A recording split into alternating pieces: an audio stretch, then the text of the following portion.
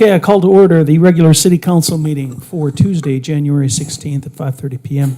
At this time, I'd like to request that you either silence your cell phones or place them on vibrate as to limit interruptions. Moving on to item number 1 on the agenda, and that is roll call. Burlingame. Here. Evans. Janser. Here. Olson. Here. Pittner. Here. Pajagula. Here. Ross. Here. Item number 2, Pledge of Allegiance. I pledge allegiance to the flag of the United States of America and to the republic for which it stands, one nation, under God, indivisible, with liberty and justice for all. Moving on to item number 3, and that's the mayor's report. Before I get into the mayor's report, I want to talk about the agenda a little bit. I'd like to add, without objection, I would like to add action item 7.5, and that is a conditional approval of a liquor license renewal. We can discuss that at that time without objection.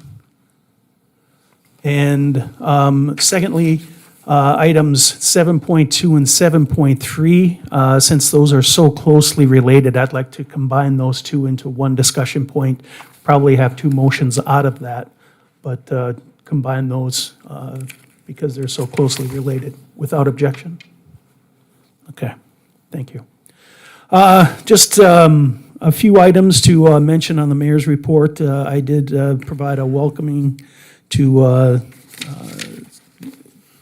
grade school kids at the Marketplace for Kids at Minot State, celebration of the Children's Library reopening. It's a wonderful facility that we have there. That was a great, chilly little event done at the Minot Public Library this weekend.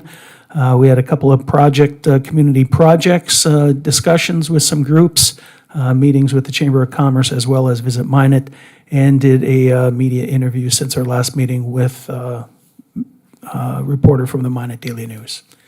If there's no questions, we can move on.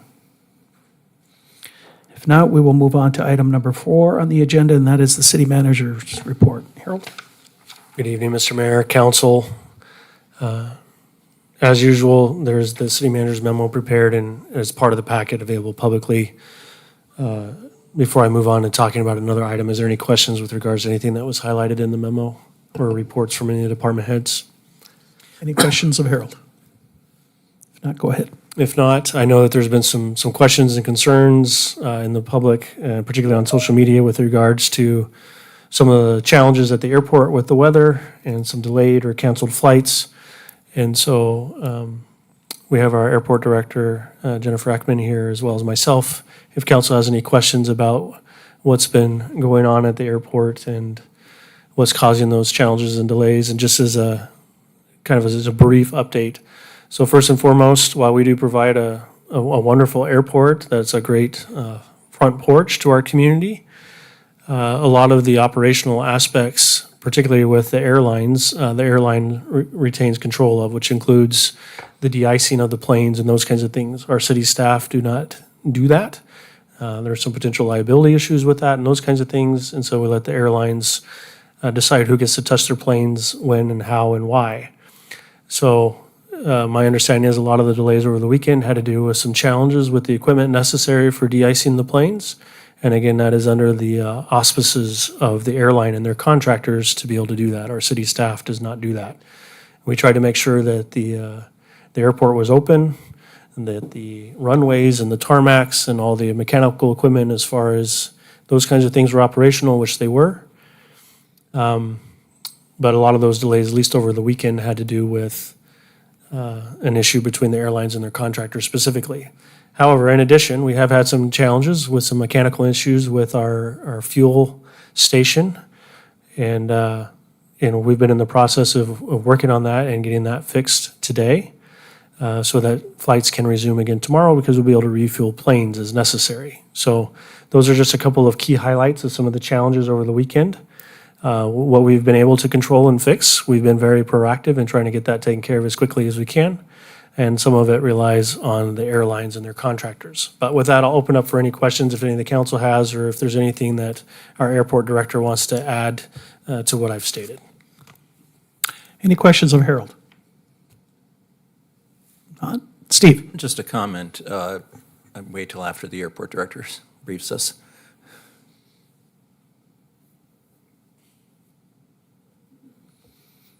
Good evening, Mr. Mayor and council.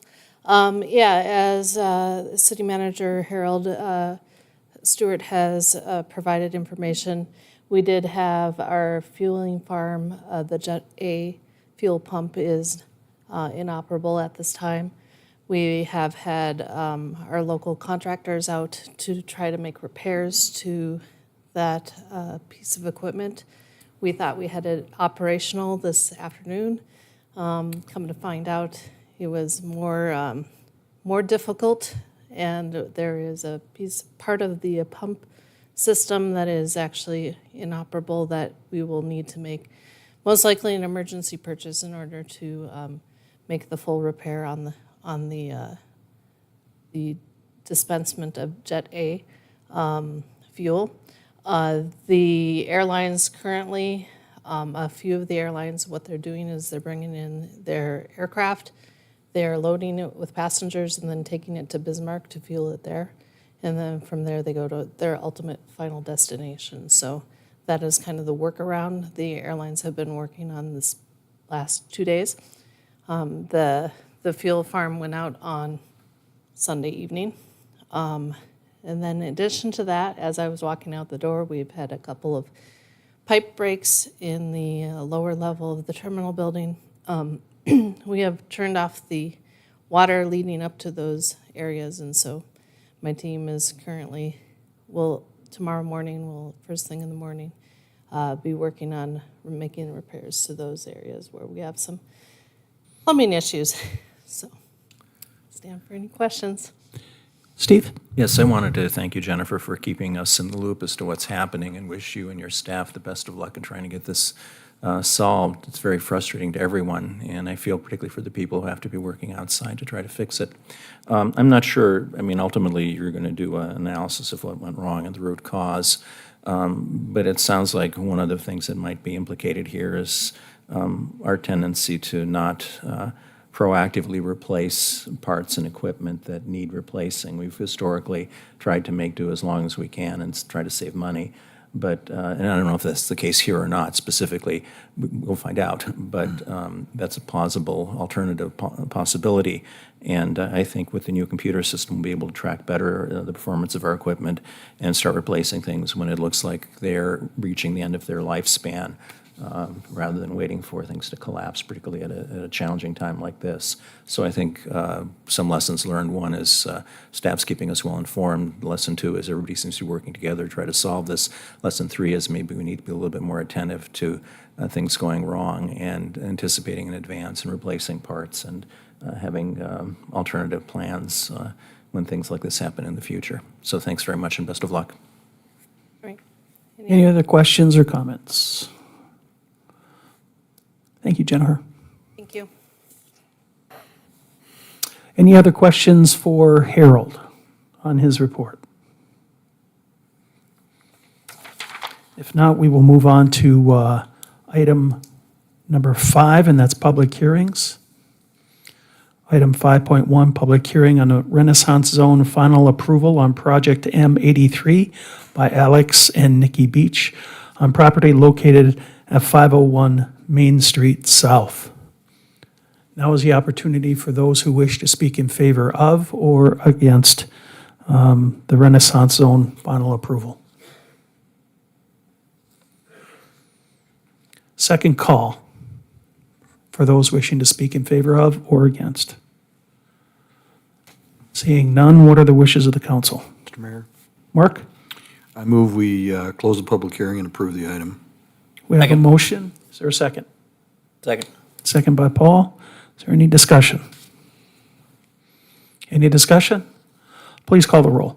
Janser, Yes. Olson, Yes. Pittner, Yes. Padragula, Ross, Yes. Burlingame. Yes. Motion passes. Moving on to item number 6 on the agenda, that is our consent agenda. We have 16 items on consent.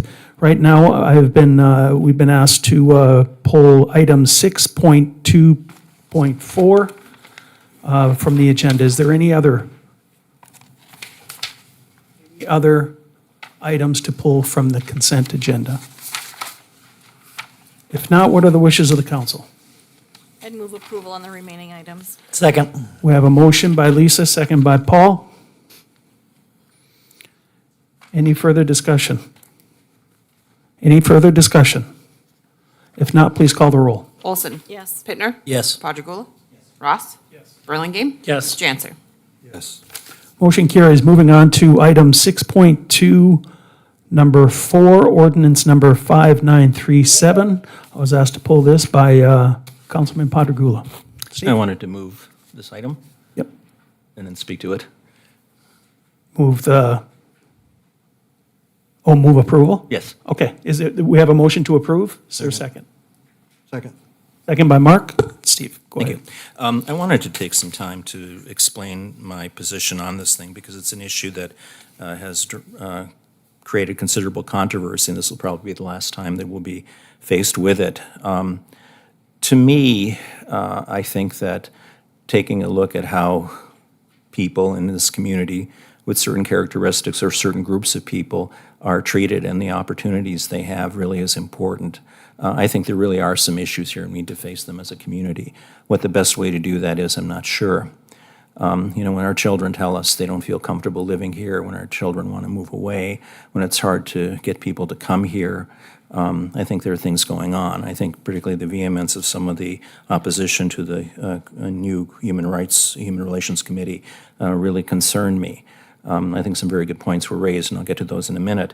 But I'm concerned about the impact this has on our community and the fact that we, I think, do have some issues that we need to look at. For me, this has always been a fairly broad kind of topic. It goes way beyond some specific group or some specific characteristic, and I think a lot of the discussion has been misfocused on some individuals or characteristics that I don't personally see as needing to dominate the discussion.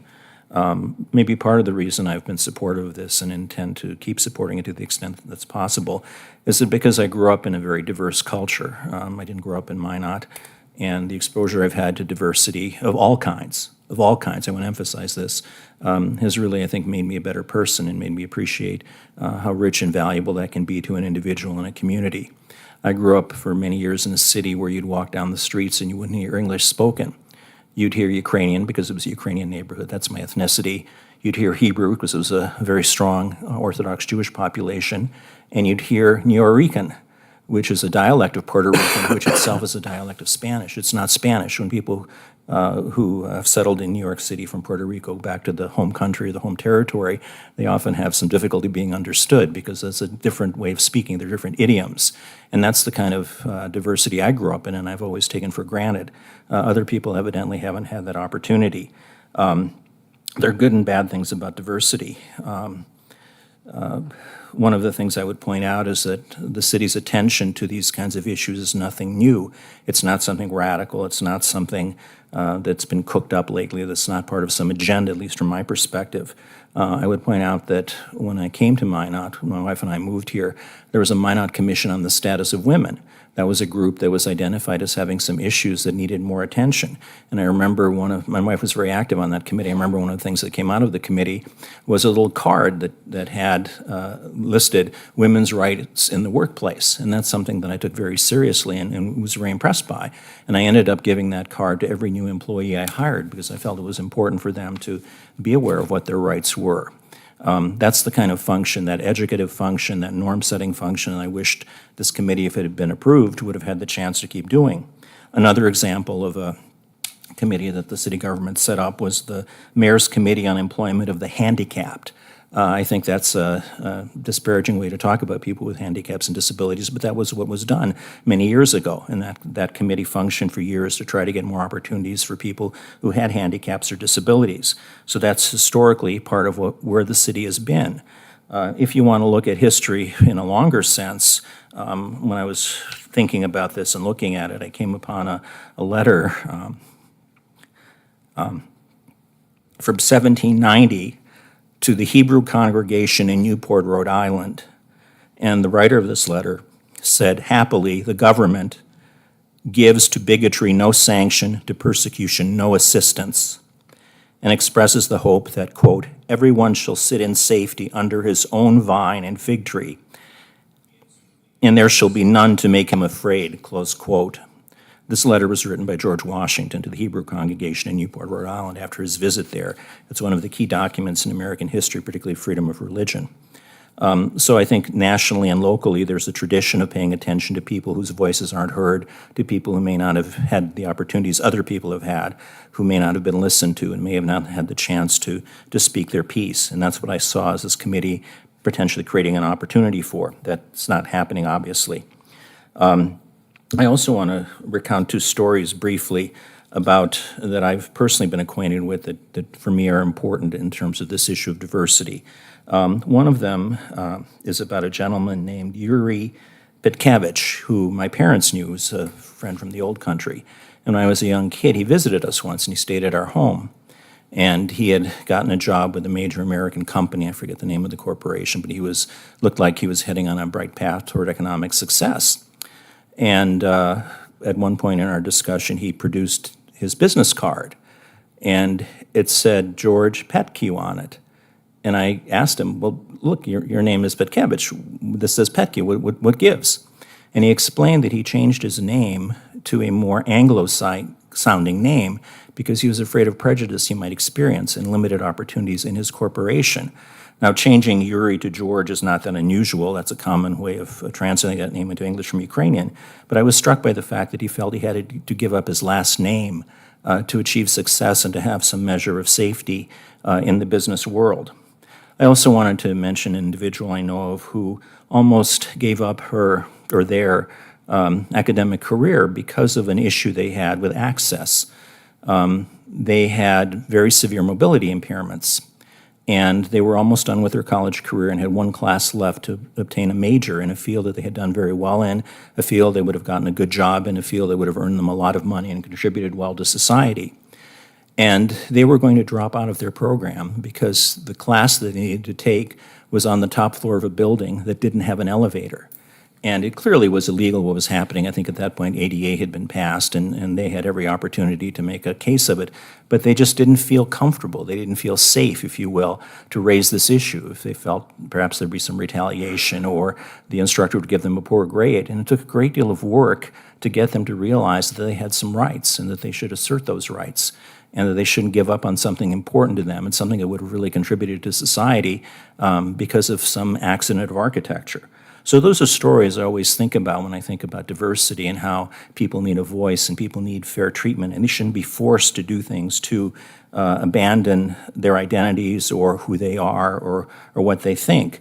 In terms of Mr. Petkevich, I also would point out that numerous individuals who have come to America and have achieved great success, particularly in the arts, have often felt obligated to change their names, and I'll list a couple of these.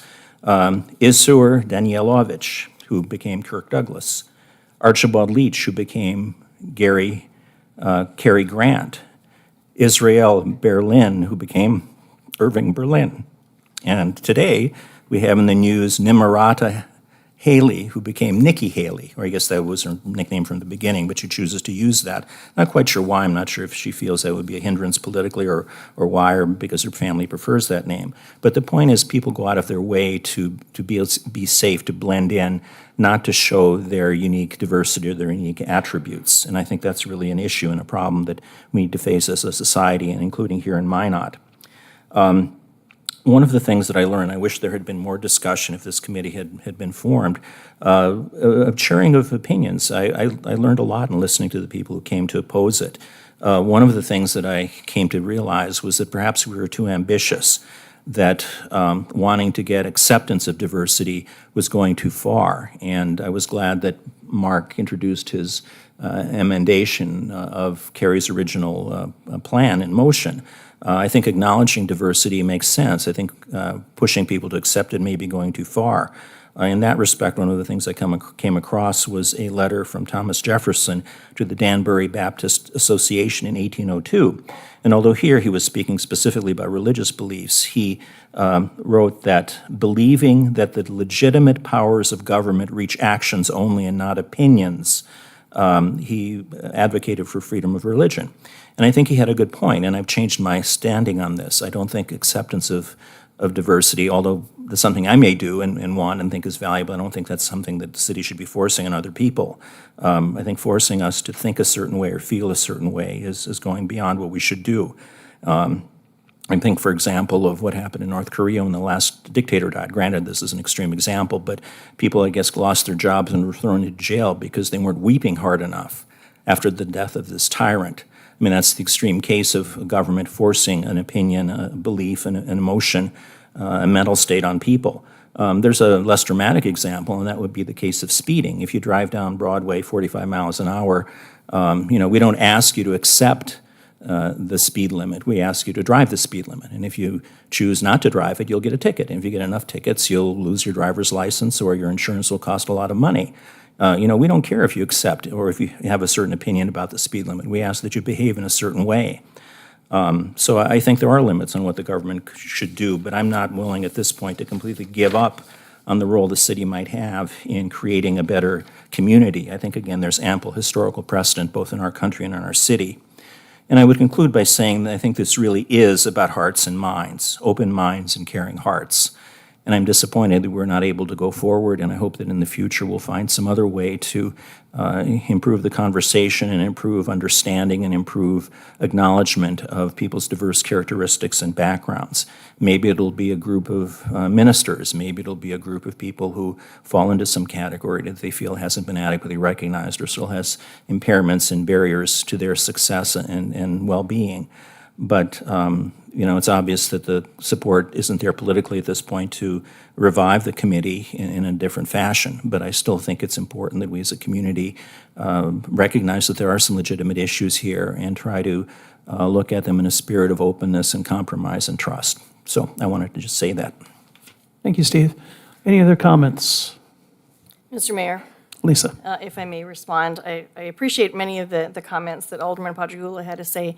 And he did sit in on many of our committee meetings, so he was aware of the conversations that happened within the ad hoc committee.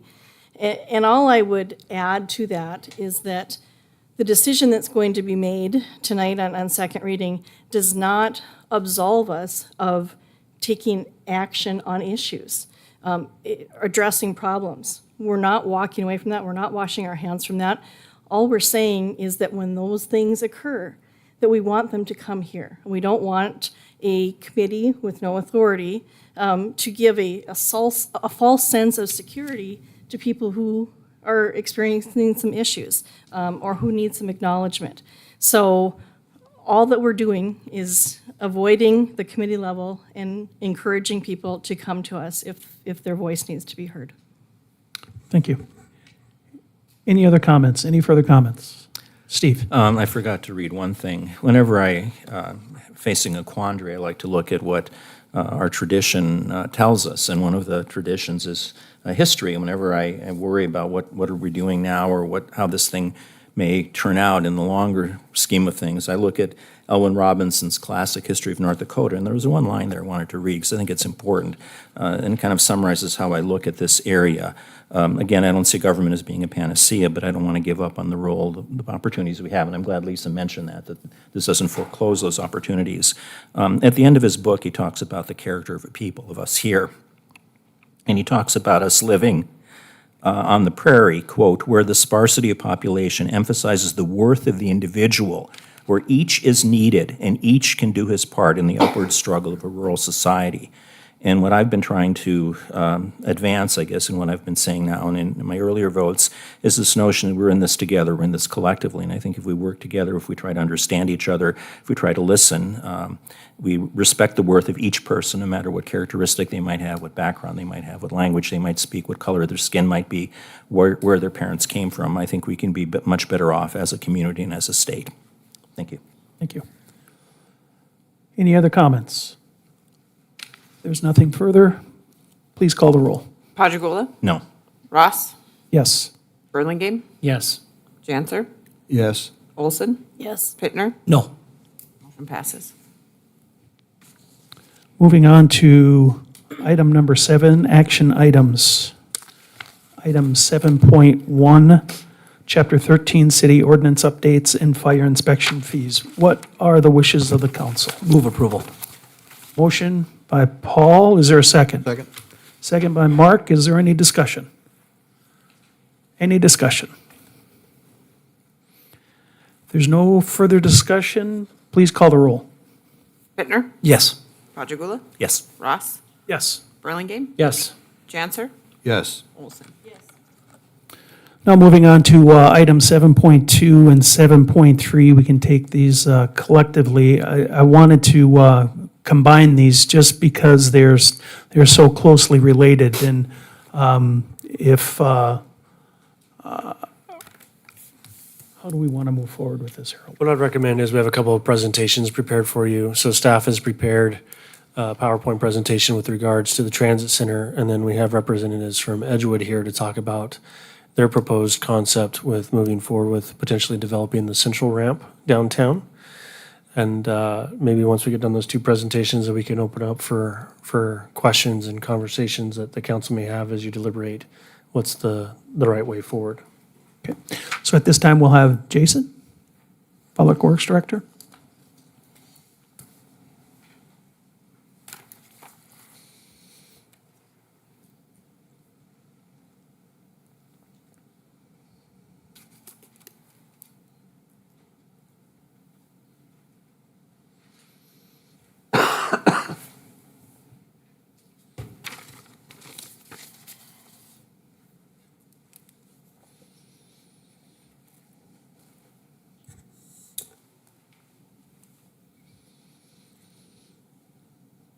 You can hear me. All right, thank you, Mr. Mayor, members of council. Just wanted to kind of guide you guys through a little bit, kind of how we landed at where we want to put this transit transfer facility.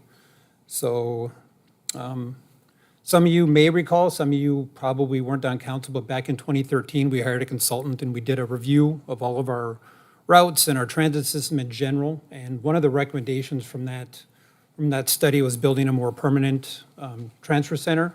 For the past many, many years, we've been operating, kind of at a temporary basis in multiple different facilities. We used to be at Town and Country Shopping Center. We were asked to leave that location in about 2015. We relocated to the auditorium. Not an ideal location.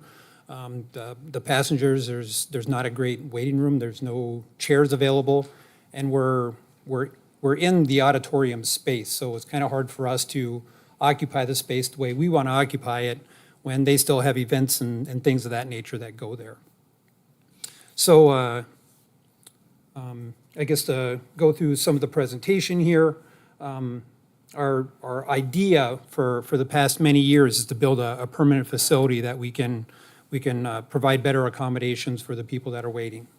So while many of our trips on the transit system don't require a transfer, we figure at least as close to half of them require one. So the way our system is designed, it's a hub and a spoke. So the spokes kind of need to be of equal length because we need to stay within this 25-minute window so that all the people get back to the transit center at about at the transfer center at about the same time, so they can make the transfer in that 5-minute window and then get off to another route. So we're kind of trying to model this or find this location that kind of fits this sweet spot, so it's close enough geographically to make sure all of our routes continue to operate. And then it also needs to have accommodations for pedestrian traffic, and it needs to be accessible to our transportation arterials and traffic signals, so we're not waiting in traffic. We have protected lefts and things of this nature. So these are all things that we looked through when we did this analysis many years ago. And so at that time, we identified 9 sites. Since then, we've eliminated 4 of them. They're not usable due to their distance from kind of the sweet spot that we've identified. And then we did add 1 additional that has, since we brought this up last month, some people have identified this site as one that we should look at. So the criteria list isn't real long, but it's pretty specific. So we needed to accommodate 8 buses. Back in 2015, we ran 5 buses, but during the study, we made sure that identified room to expand up to 8.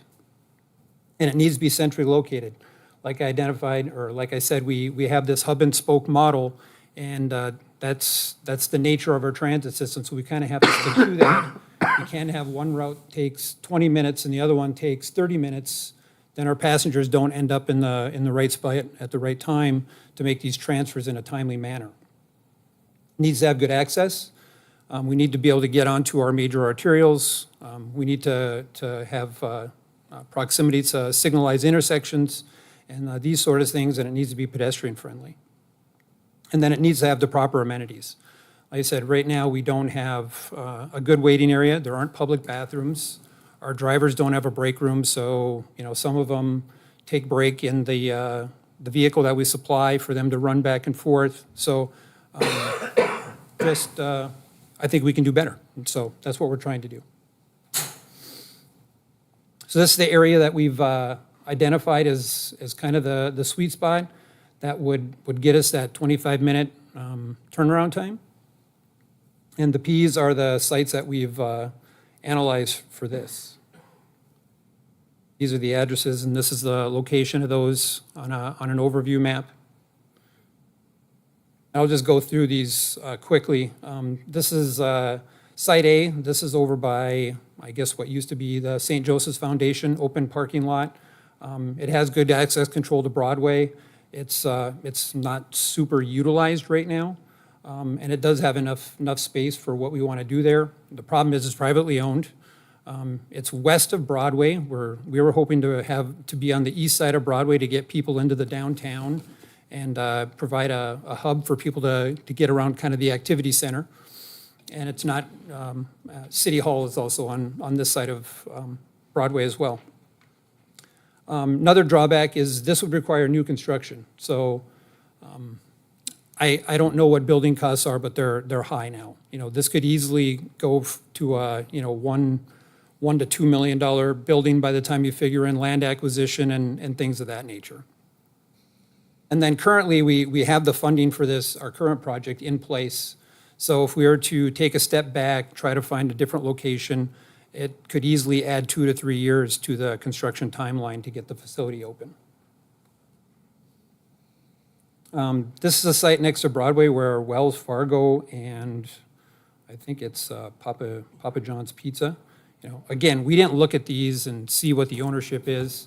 Probably difficult to go in and buy out a bank and demo it.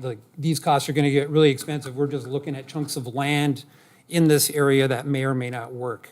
But it has good controlled access onto Broadway, it has enough space, and possible right-in, right-out access. Cons, again, it's privately owned, but it is underutilized. It's west of Broadway, and then again, much higher construction cost, and then the longer time frame as well. These are some lots that the city owns, and they're right east of the auditorium.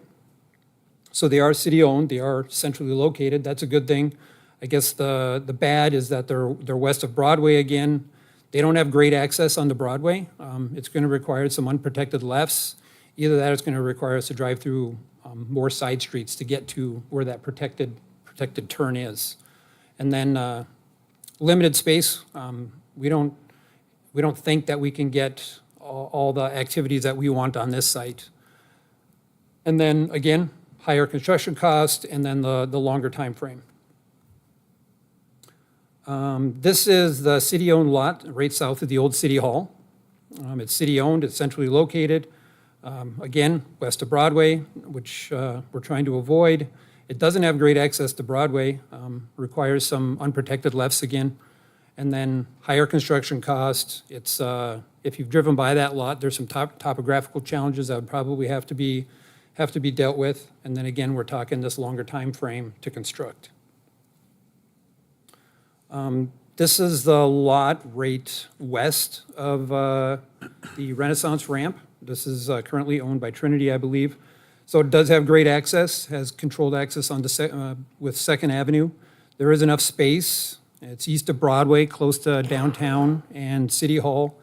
And then the parking garages could actually be used as a transit park and ride, potentially, if something like that were would be of use to people. On the con side, again, it's privately owned. It's going to be a much higher construction cost and then another longer time frame to construct. This is a site we've identified. It has a long list of pros. It has the controlled access onto Broadway via Second Avenue. There is enough space for the buses and everything we want to get into our transfer center. It's located east of Broadway in close proximity to City Hall and the downtown area. Again, it could be used for a park and ride, potentially. It's city-owned, so no purchase costs, no new construction required other than some build-out internally. The project design for this is complete and ready to go. We have our grant funding in place, so this could be up and operated probably in the next 6 months. Cons, we are using about 1,000 to 1,200 square feet of one of the retail areas in the parking garage. And then some of the realignment of the parking and stuff on First, not what we were hoping for, but to get a decent loading, unloading area for the buses and the passengers, that's what was required. And then this is the Project B site, that's kitty corner from Central Campus. It does have controlled access via 3rd Street onto Burdick. And it's east of Broadway, so it's within a couple blocks of the downtown area and City Hall. It is privately owned, which, it's going to require some property purchase or land purchase. Limited space, we haven't really figured out a way to configure it so we can get the facility and the buses into that location. It's actually, we've timed this out, it's actually too far east to hit our South 1 and our Southwest routes in the 25 minutes. So, if you start missing that time frame early in the morning, then that time just keeps adding up throughout the day. So before you know it, that route's off by potentially a half an hour. So we got to keep these times very, very close. It's a very important part of the transit system. It's too close to Central Campus, in our opinion. With the conversion of Central Campus to a middle school, I don't think we fully appreciate the amount of traffic that's going to happen at that facility when that opens. Right now, we have a certain number of kids that are capable of driving to that school on their own, and I don't know many 8th graders that drive to school, so we're looking at now a population that is 100% drop-off. And again, putting 8 buses in the middle of that, I don't think is a great idea. Again, we're looking at new construction, we're looking at land acquisition, so much higher cost, and then another 2 to 3 years to get this facility environmentally cleared, grant funding, design, construction, and all that good stuff. So Harold had a few things that he wanted to add on here, so I'll turn it over to him. Yeah, before I get into my slide, just one other point I wanted to make on that former slide on G, and that is the concern that because this is a federally funded transit system, we have to be very careful and cautious that we're not giving the impression that we're running the school bus system. And so that's another potential downfall of this location is its proximity to the middle school. It's going to be harder for us as a community to defend that we're not running a transit system on behalf of the schools when we're locating the new transit center right next to one of their high-use facilities. So that was another note I wanted to make with regards to that, one of the cons on that potential site. So obviously, and going forward, the mayor has combined this agenda item as well as the next one, which is the proposals we've gotten back on potentially moving forward with development of the garages. One of the things that came out in the conversation with the screening committee as we listened to the proposals from the 2 developers with this was regards to the potential hindrances that moving the transit center into the Renaissance ramp would create. And so the highlights on that one is it may not be the highest and best use of retail space in downtown Minot, which potentially has high value, particularly as we continue to see success in the revitalization of our downtown and potential demand of that. So typically in downtowns that are very vibrant, retail space and commercial space is at a premium and can pull in higher costs per square foot or rental incomes per square foot in those areas. And so not only is it probably not the highest best use, but would also potentially decrease the profitability for developers willing to invest in developing on top of the garages that were part of the previous plans that we're looking to get back to and potentially get back online. There was also some concerns with regards to transit center clientele being located that close to some of the development projects. There were some examples given of other communities where the transit center was there, and sometimes their employees don't feel safe coming out of those buildings, given some of the clientele that ride on the transit center and those kinds of things. So those were some of the concerns brought forward. And then also, if we can advance to the next slide, so what are the options? So if we move forward with what's been recommended on the other agenda item with regards to the proposals, so again, just a reminder here that we had proposals from two developments. Edgewood, who is here this evening, will do a presentation with regards to the central ramp specifically. They only bid on the central ramp, not on the Renaissance ramp. Epic also provided a bid for both ramps, but as part of their conversations, as part of their proposal, in order to make it work, they would need both garages, and they would also need the transit center to not be located in the Renaissance garage in order for them to crunch the numbers and make it worth their commitment and their investment to be able to do that. So if council moves forward with the recommendation of the screening committee to move forward with Edgewood on the central ramp,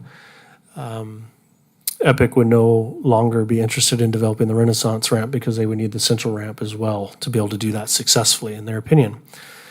So if the council moves forward with that recommendation and direction, so what happens with the Renaissance ramp? What are the options? And so I've outlined a few options and alternatives here.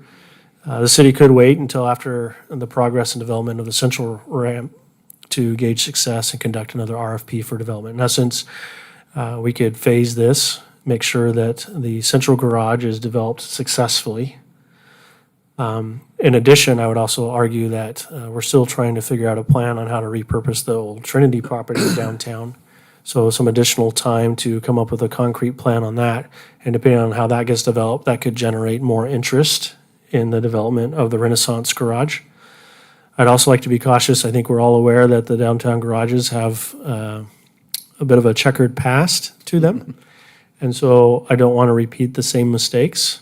So I want to make sure that as we move forward with development, that they're realistic and doable.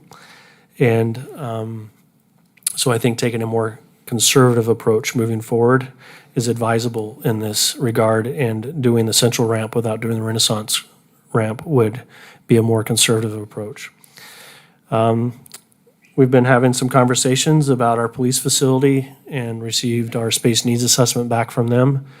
And we still have to decide whether or not we're going to make any further improvements to the current facility or whether we're going to look at a new facility. But this could possibly be a location to be considered for the future police department if we were to relocate that. It has some pros and cons to it. I'm not going to say it's a perfect fit. There are some things to consider with regards to that, including future expandability if we put the police department in there.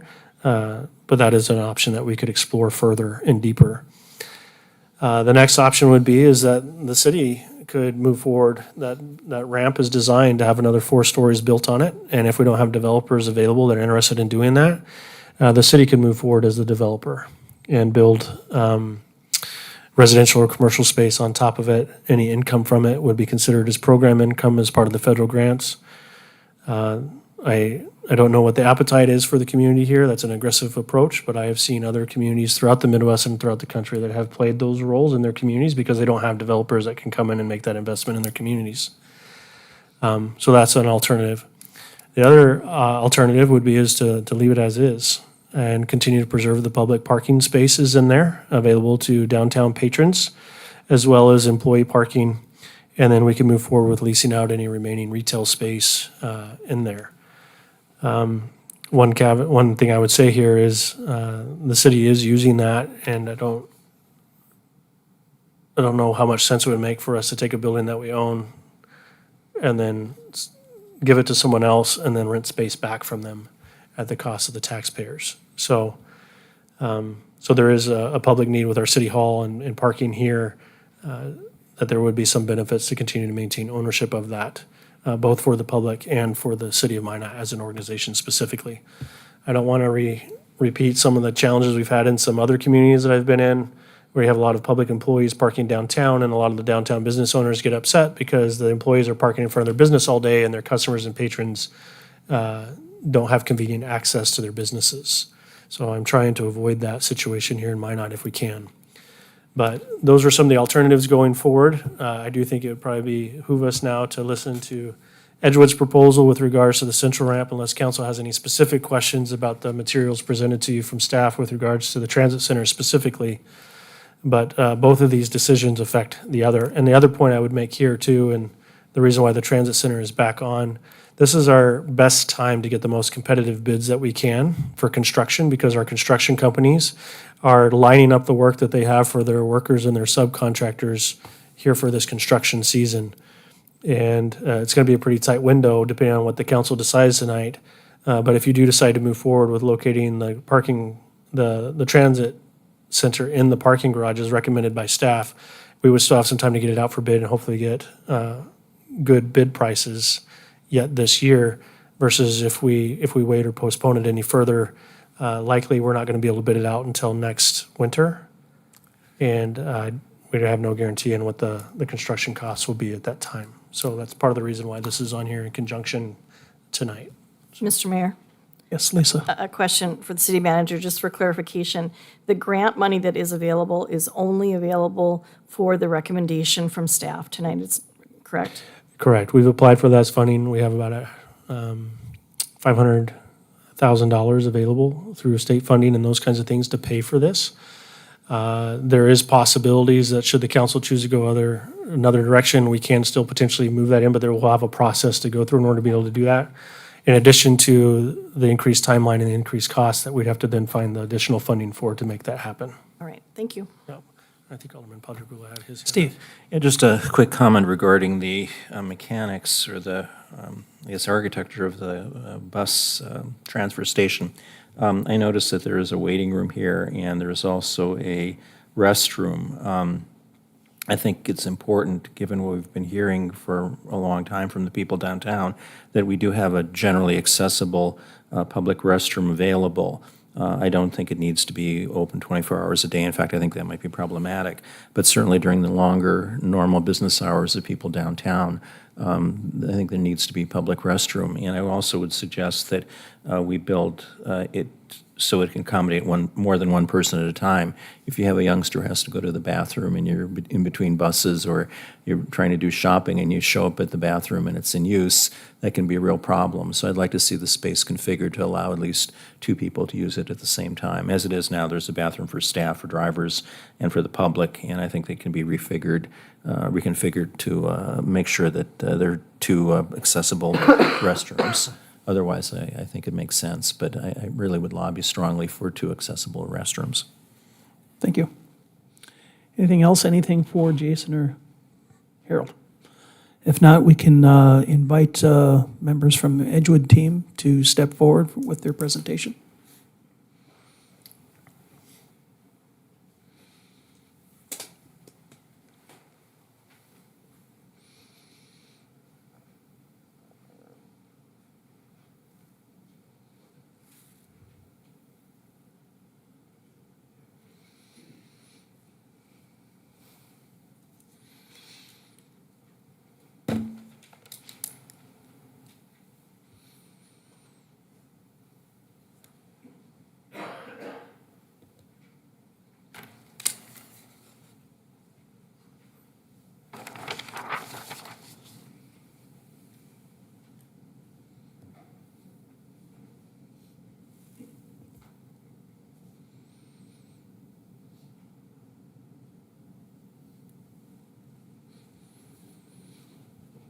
Evening, council members. My name is Brittany Dawson. I am with Just pull the microphone a little bit closer. Craftwell Architects out of Fargo, presenting today with Edgewood in Northridge.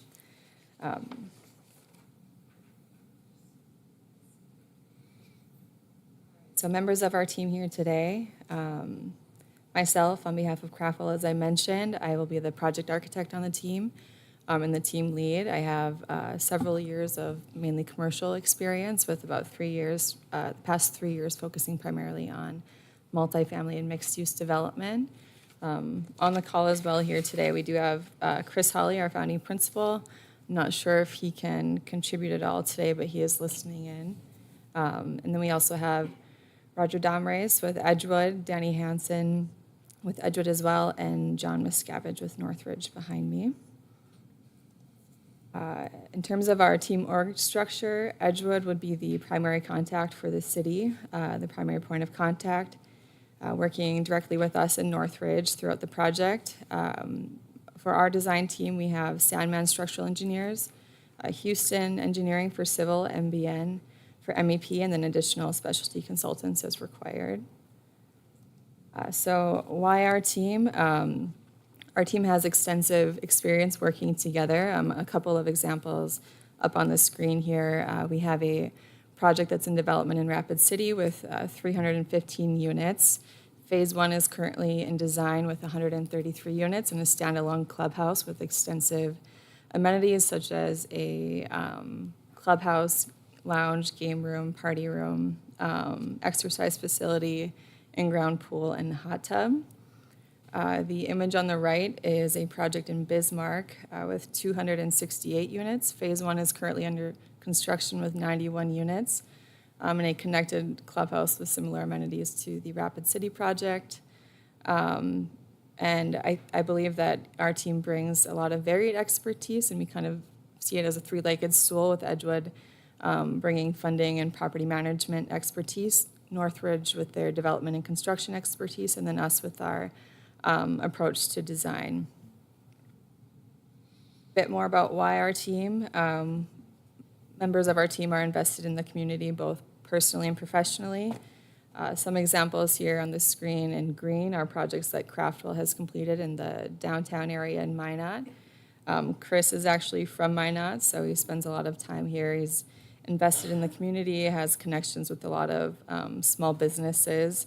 And our project experience in Minot ranges from the storefront rehabilitation projects, restaurants, to office space, and apartments as well. And with that, I'll let Edgewood tell you a bit about their company.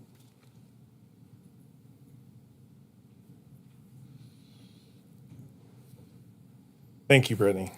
My name is Danny Hansen, as Brittany had introduced me. I'm the Executive Vice President for Edgewood REIT. Roger Domrace, I'm one of the founders of the company, and we really appreciate the time tonight. We are very excited about this project. Just a little background about myself. I'm in essence a Minot boy. My family's been involved in business in Minot since 1965. I've developed a lot of property. I did one of the first Renaissance projects in Minot, the old Midtown Plaza building. Our company, again, we're a $2.2 billion company. All North Dakota natives that have started this company. John Strindon, Phil Giese, which Phil was a former Minot guy as well.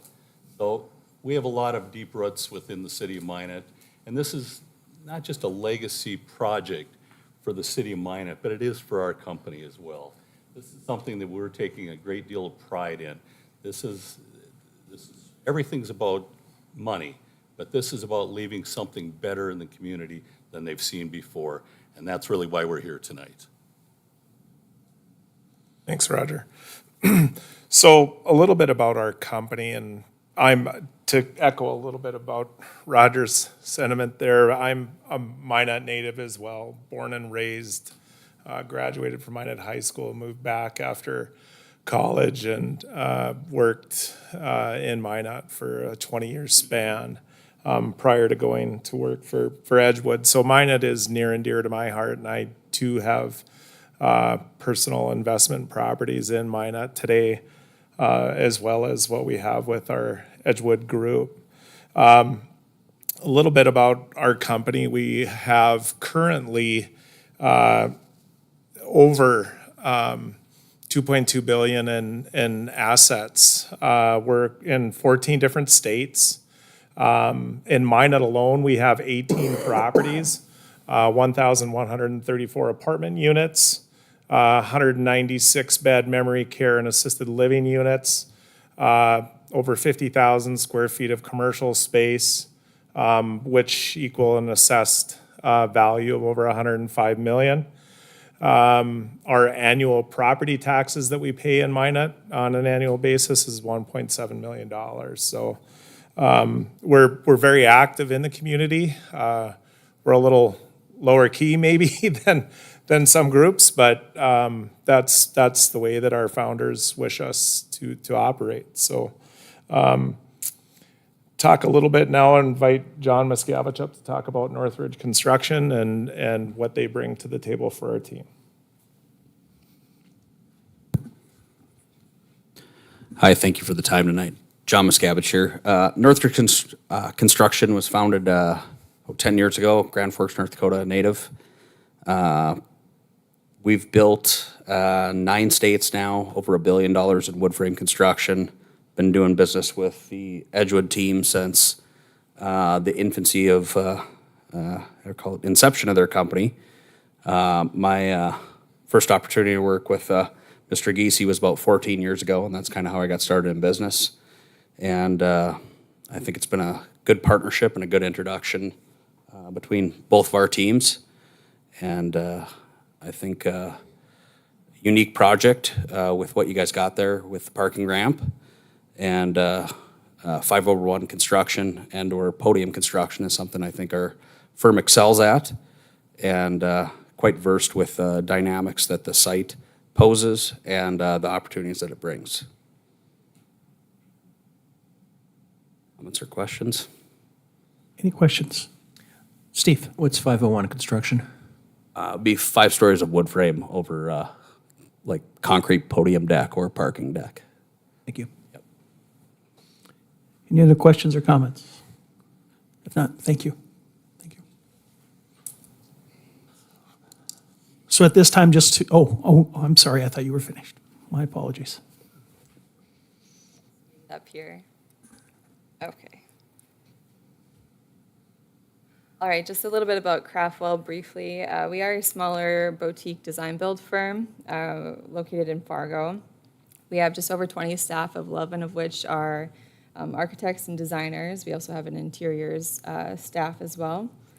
We have varied expertise in a variety of project scales and typologies, as you can see in some of these images here on the screen. In terms of services, we are a full-service firm, so our services run the gamut from master planning and feasibility studies to construction documents, specifications, and interiors, as I mentioned previously. We've been in business for 11 years, have been involved in Minot since the beginning, and over those years have collected several design awards, including 18 North Dakota AIA Design Awards.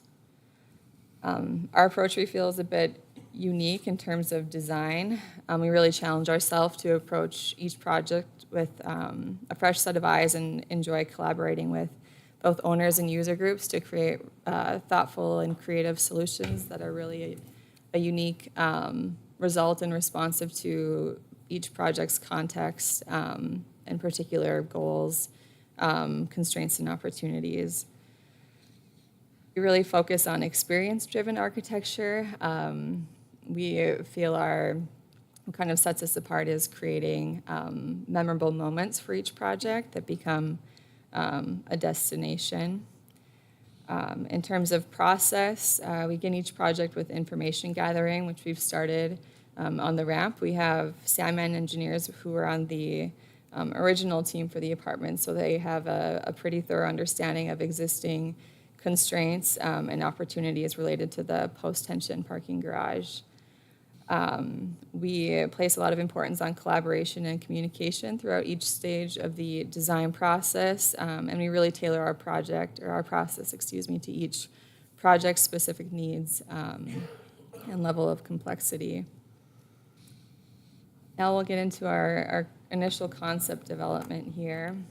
So design drivers, or what we interpreted from the RFP, were to provide an attractive, amenity-rich project that appeals to a diverse group of both residential and commercial tenants, that navigates the constraints of the existing conditions, as I mentioned, and that really engages Minot's rich industrial heritage, tying into the existing fabric and providing a design that is timeless and uses durable and quality materials. Some key features here with the site: it is a very prime and prominent location. It has high visibility and a lot of branding opportunities as you enter downtown, and we feel it could be really a gateway project for downtown. Some benefits that we see too, or as well, are the panoramic views of the Souris River Valley and the MSUM campus. As you'll see in some following images here, we've taken steps to kind of step back the corner and really open up the corner to engage and excite pedestrians.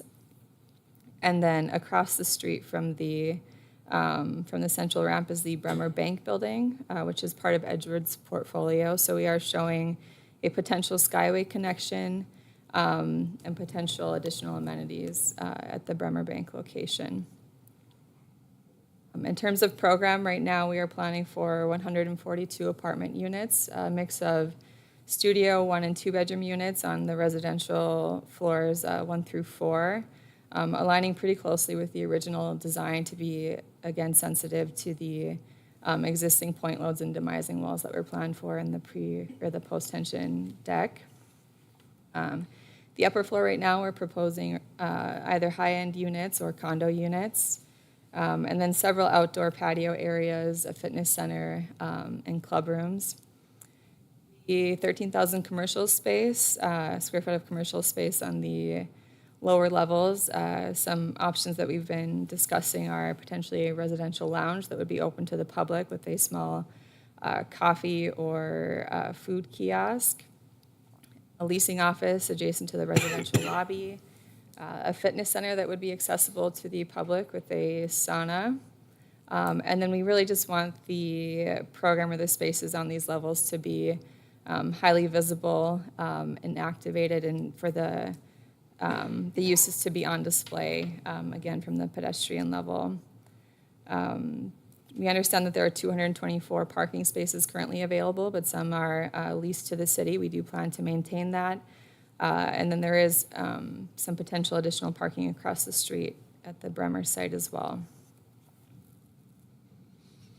Here are the exterior elevations of our preliminary concept. The first 2 floors, we're proposing concrete veneer panels or some other material that would be highly durable, shovel-proof, and graffiti resistant. In terms of the opening patterns, our plan is to propose something, again, that is timeless, that has a lot of repetition, a lot of glazing for high visibility and daylight for the interior tenants. And current materials proposed on the residential levels include blackened steel accent panels, weathered steel look panels, and then wood look panels as well, or accents for some pops of warmth, which you don't see in these images, but we'll get to that as well. The south elevation and the east elevation here, and you'll see in the white boxes, we plan to maintain those existing courtyards that were proposed with the original design. We have renderings. This is the northwest rendering, so you can see the retail spaces on the corner and how the building kind of steps back both in plan and then vertically, with several outdoor patios. On the upper level we have, we're planning for some individual private balconies. The wood material, as I mentioned, on the soffit to add some warmth to the site, and then a continuous canopy for branding opportunities on the street level as well. This is the northeast view from West Central Avenue, showing one of the parking entrance locations. From the south here, West Central and First Avenue. And with that,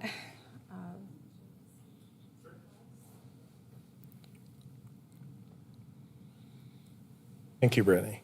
So right now in costs, we're, estimated costs based on Northridge's and our current experience and development that we're seeing right now. Currently just within the Edgewood REIT portfolio, we currently have over 800 multifamily units either in planning or coming out of the ground. So we're fairly well in tune with what's happening in the marketplace. We're developing right now a project in Prescott, Arizona with Northridge, as well as the big project that Brittany had referred to in Bismarck and others that have really helped us get our finger on the pulse of the costs in this ever fast changing environment that we've been in the last 3 years. But right now, we're looking at an estimated cost of approximately 30 to 35 million. So what,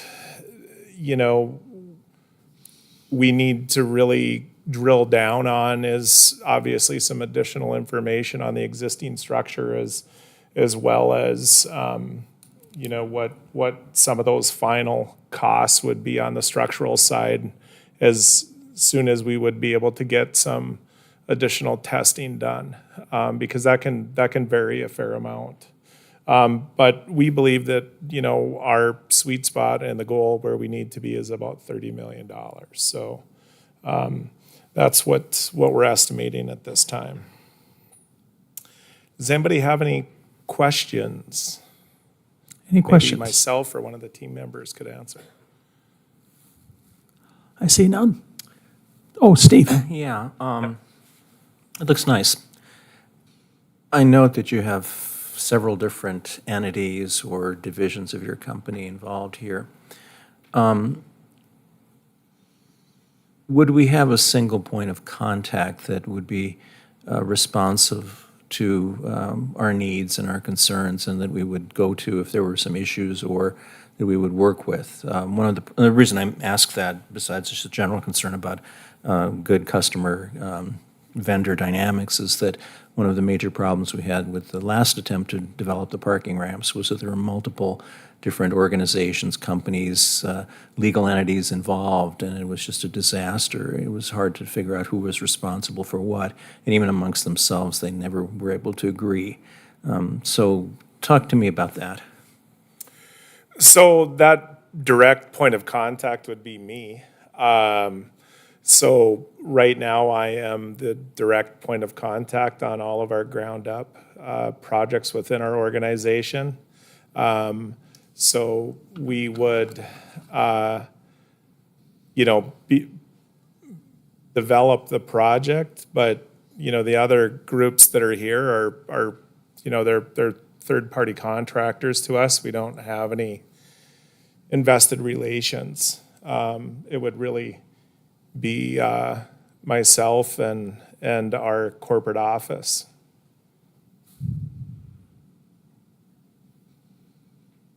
And you would ultimately be responsible for the completion of the project? Yeah. I could just say one more thing. The buck stops with Edgewood. I mean, we're the ones that are responsible, and we're going to be here to make sure that this project goes as it should. Again, we're involved in this community. We're here all the time. I mean, I'm literally in Minot almost every week. Danny's here as well. But again, we're a phone call away, and we're here to make sure that all your needs are taken care of as best we can.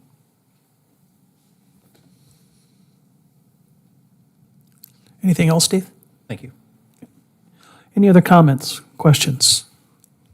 If not, thank you, Danny. Thank you. I think at this time, since we have, we're still, you're okay. I didn't want. Since we have two different subjects that we're dealing with, I'll entertain, just so we can further discussion, I'll entertain a motion for either one. Paul? Mayor, I'll make the motion that we approve and accept the proposal and the recommendations of the review committee and direct staff to proceed with negotiating development agreement with Edgewood Real Estate on the central ramp. Second. We have a motion and a second. Further discussion. Yes. Steve? Sorry. I would like to add an amendment to that, and that would be that when we are approaching the end of those negotiations, we have an independent outside party, a lawyer who is very knowledgeable of public-private partnerships, review it to make sure the city's interests are adequately safeguarded. We had a disaster when we first tried developing these, and I think it's critical for the credibility of the council, the city administration, and the government not to have that happen again.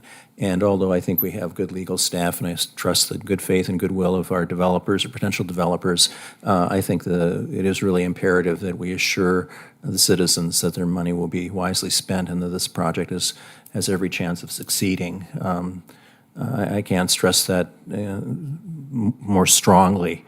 Even if we hadn't had the disaster with the parking ramps to start with, I think we're talking about a large amount of money. We're talking about the future of a good chunk of Minot, and I think we need to be very careful to make sure that this goes well and goes smoothly.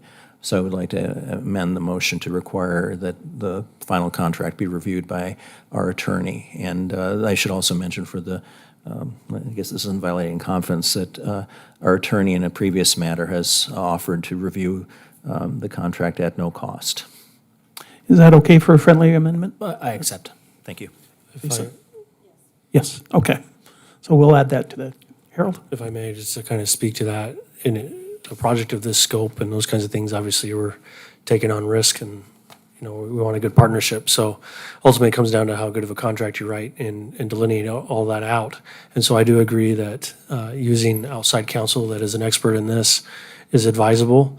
I would also add that having a financial cost-benefit analysis done, we partner with PFM Group, who has the capability of doing these kinds of things, so that, Edgewood gives a great presentation, but we're kind of going off of faith a little bit on their numbers and their financial ability and those kinds of things if the numbers work. But having the PFM Group go with their experience to come and double-check those numbers, and that those numbers make sense, and that we're not just being shown what we need to see to support, but the numbers don't make sense or don't add up. So in addition to the legal advice, I would also recommend that we have an agency like PFM or something like that that can do that cost-benefit analysis to make sure that those numbers are realistic and doable. I'd add that to my motion then. I'm fine with that. Yes. So we had two council members a part of those, of the process, and I just kind of want to open it up to Lisa and Paul if you had any thoughts or comments, because these are two combined topics, and I think from what I understand, that was also the topic of conversation during the presentations earlier that you were all a part of committee on. Is there anything you'd like to add? Ladies first. Well, certainly, I was very impressed with Edgewood's presentation, and took to heart the successes that they have seen across the state.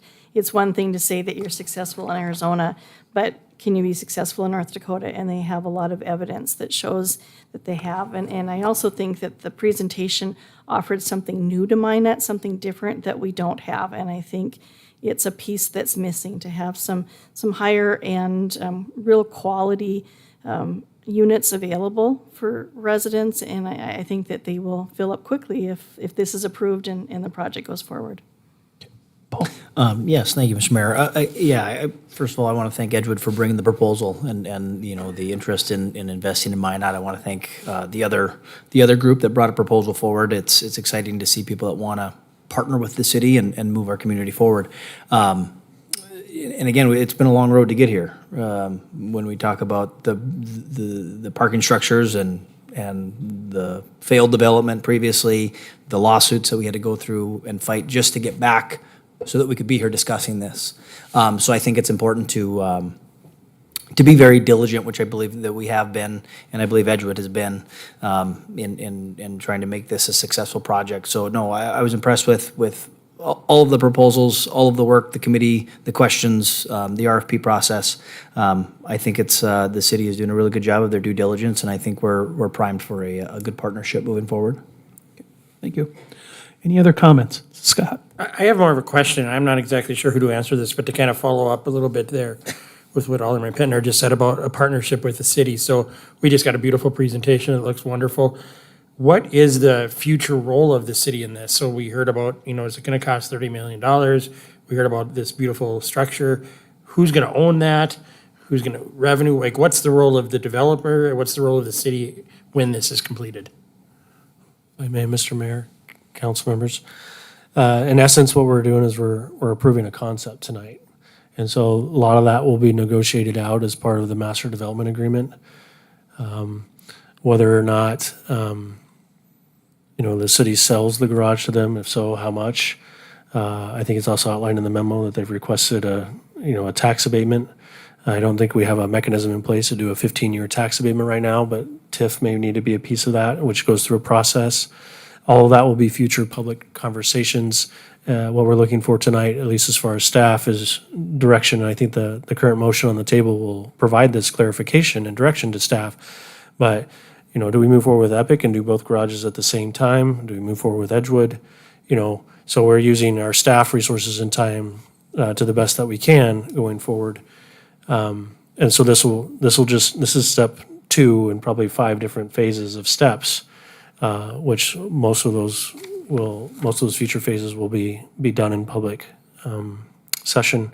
So master development agreement will be developed. That'll come back to council for approval, and that'll delineate more clearly that partnership between Edgewood and the city going forward, and how all those mechanisms will work. And again, that'll, as per the amendments, that'll be reviewed by professional legal counsel as well as a financial expert to make sure that agreement makes sense as a partnership, and it's realistic, it's deliverable, and it isn't overburdening the citizens of Minot and the taxpayers with the city's participation in that process. Thank you. That answers my question wonderfully. Thank you, Harold. Paul? And again, just to follow up on that, I believe, and Edward can speak to this if they'd like, I believe that was the interest or the intent was for them to purchase the garage from us and us to not be in the parking structure game. And I would appreciate going that route. I think that was the intent of the project in the beginning. And I would like for the city to put these back into the private sector, have them work for the community and get them out of our purview. And so again, and city manager brought it up, Epic had a proposal, was one of the other proposals that we heard, and it was for a similar project on the central ramp. It's all public knowledge, but for apartments above that ramp and a hotel on the, what would be the Renaissance ramp with a convention center. And again, your eyes get big, pie in the sky. But one thing that impressed me from actually the construction side of Edgewood and their group was, why not both ramps? Why not just, open it up, build 2 apartment complexes and do both at the same time, mobilization, all that stuff. And it was, you have to wait and see. We have to test the market. We have to wait and see if the city of Minot can bear this, if there is an interest in this, and I hope Lisa is right, and the apartments are full as soon as you guys start advertising them. I really do hope they are, but we don't know. And I appreciate that approach, and I appreciate let's dip our toes in the water. Let's feel this out. Let's not put the cart in front of the horse, and let's work together and kind of go down this path side by side, lockstep, and see what the market can bear. So again, that's why I also appreciate this pace in which we're going, and we're going to have these conversations in the public. We're going to have, whether it be a tax abatement, whether it be a TIF, whether it be negotiations of selling or leasing. I appreciate the work of staff and of the applicants to move that forward at a pace that I think this community deserves, and at a pace that I think is responsible. So again, that's why I have faith in this process, and again, I'm excited about it. Thank you, Paul. Any other comments, questions? Steve? Yeah, I think what you're saying, Paul, really resonates with me. I think this is a major step forward, and I think going carefully and slowly makes the most sense. The economy is uncertain. Who knows what will happen with the upcoming election and the world economy with the war in Ukraine. I think it makes sense to go more slowly and more prudently and see what happens. And then we still have the option and the time to do something with the other ramp. One of the things that concerns me too is what is the proper role of the city in this? I agree very much with you that I don't think we should be in the landlord or parking business. There are things we do well, there are things that I think are really beyond what we should be doing. I alluded to some of those earlier when I talked about the Human Relations Committee. I don't think it's our job to tell people how to feel or what mental state to have, acceptance, for example, or acknowledgement or whatever. I don't think it's our job to be landlords. I don't think that, and one of the problems too, I guess, with the other proposal was this idea of a hotel. We're hearing from our housing consultants, who have an item later on the agenda, that actually we're overbuilt with hotels. So again, I'm not an expert on financing of hotels and development, but it seems kind of strange if one set of consultants is saying, look, you have already too many hotel spaces, and another says, gee, we want to build another hotel. It's kind of hard for me to reconcile. And what we've been hearing from people in the business community is that the hotel business is not good. Now, there are probably opportunities for a niche market, and maybe this is one of them. But I'm also concerned, too, about the impact on other hotels in the community. If we subsidize, which is what we'd be doing in some fashion, the development of another hotel with convention facilities. We already have 3 hotels with convention facilities. I don't think it's fair to them to subsidize a competitor. And one of the things we've been very careful about, and we've been very successful with in the use of matching funds, is avoiding, putting our thumb on the scales and giving one business an advantage over another competing business in the same kind of work. So I think this more slow, more gradual, more limited approach makes sense. Also, in terms of the history of the parking ramps, I think we were promised a lot to begin with. It's kind of like Harold Hill rolled into town and promised us all our children would be star musicians and dressed in these wonderful uniforms and play these very melodious instruments, and we saw what happened. So I'd rather be a little bit more careful and cautious and not reach for the stars, given how we got burnt last time. So I think the go slow approach makes a lot of sense. And it leaves us the flexibility, too, of the Renaissance ramp in terms of what might develop with St. Joseph's, with the Trinity Hospital site and relocating our police station. I think that buys us some time. We're getting going with this part of it, and we have some time with the other. So I think I would agree totally with what you're saying. Thank you. Anything further? If not, please call the roll. Bittner, Yes. Padragula, Yes. Ross, Yes. Burlingame, Yes. Janser, Yes. Olson. Yes. Motion passes. Moving on to now kind of handling or entertaining a motion for 7.2. Mr. Mayor, Yes, Lisa. I would make a motion to approve the staff recommendations to develop the transit center in the Renaissance ramp. Is there a second? I'll second. We have a motion and a second. Discussion. Steve? I have some hesitation about this. I think one of them is carving up so much no parking space downtown, particularly next to what we hope will be a retail center with the Renaissance ramp. I think using what could be a higher potential space for city purposes makes me pause a little bit. But I think when I listen to the very detailed presentation that Harold and Jason have made, I'm sorry, I block on names a lot. I'm convinced that this is the most logical option. I'm really pleased that they presented to us a very careful analysis of all the potential spots and a good analysis of the strengths and weaknesses of each spot. That makes it a lot easier for me to accept the recommendation if we see what the thinking is, if we see what the pros and cons are. So I think the process of getting to this point, to the recommendation, although I have some hesitation about the ultimate recommendation, the process really impresses me and makes me more confident that this is the way to go. Paul? Thank you, Mayor. Yeah, I still don't feel comfortable enough to support the motion on the floor. Again, I appreciate the work that's put in by staff. I think we have a study in front of us, albeit from, I believe it was 2013. You know, you start to think of the events that have happened. You know, City Hall is now located. We're sitting in this building that was underutilized. The Big M building project. Central Campus is now a middle school. Ward County Services was completed in 2016. The parking structures were built. We went through a parking structure lawsuit to get them back in our control. New Trinity campus and now the vacated Trinity buildings. We went through a pandemic. Alderman Padragula cited, disrupting the availability of something that we talk about that we don't have a lot of availability, even with 2 parking structures downtown, is parking. And now we're going to disrupt that with limited parking throughout downtown. So again, I think these are assets that, in my opinion, are best served without city and government intervention and government presence. I think these are better served being in the private sector. So again, I just don't think I can, I think it's better for us to take a step back. Again, we said that there is probably a possibility for us to reroute some of those grant dollars to assist on a different location or in a different area. I think it's better, again, for us with all of the additional information that we have, and I'm sure from the list that I rattled off, there's probably some things that I'm missing.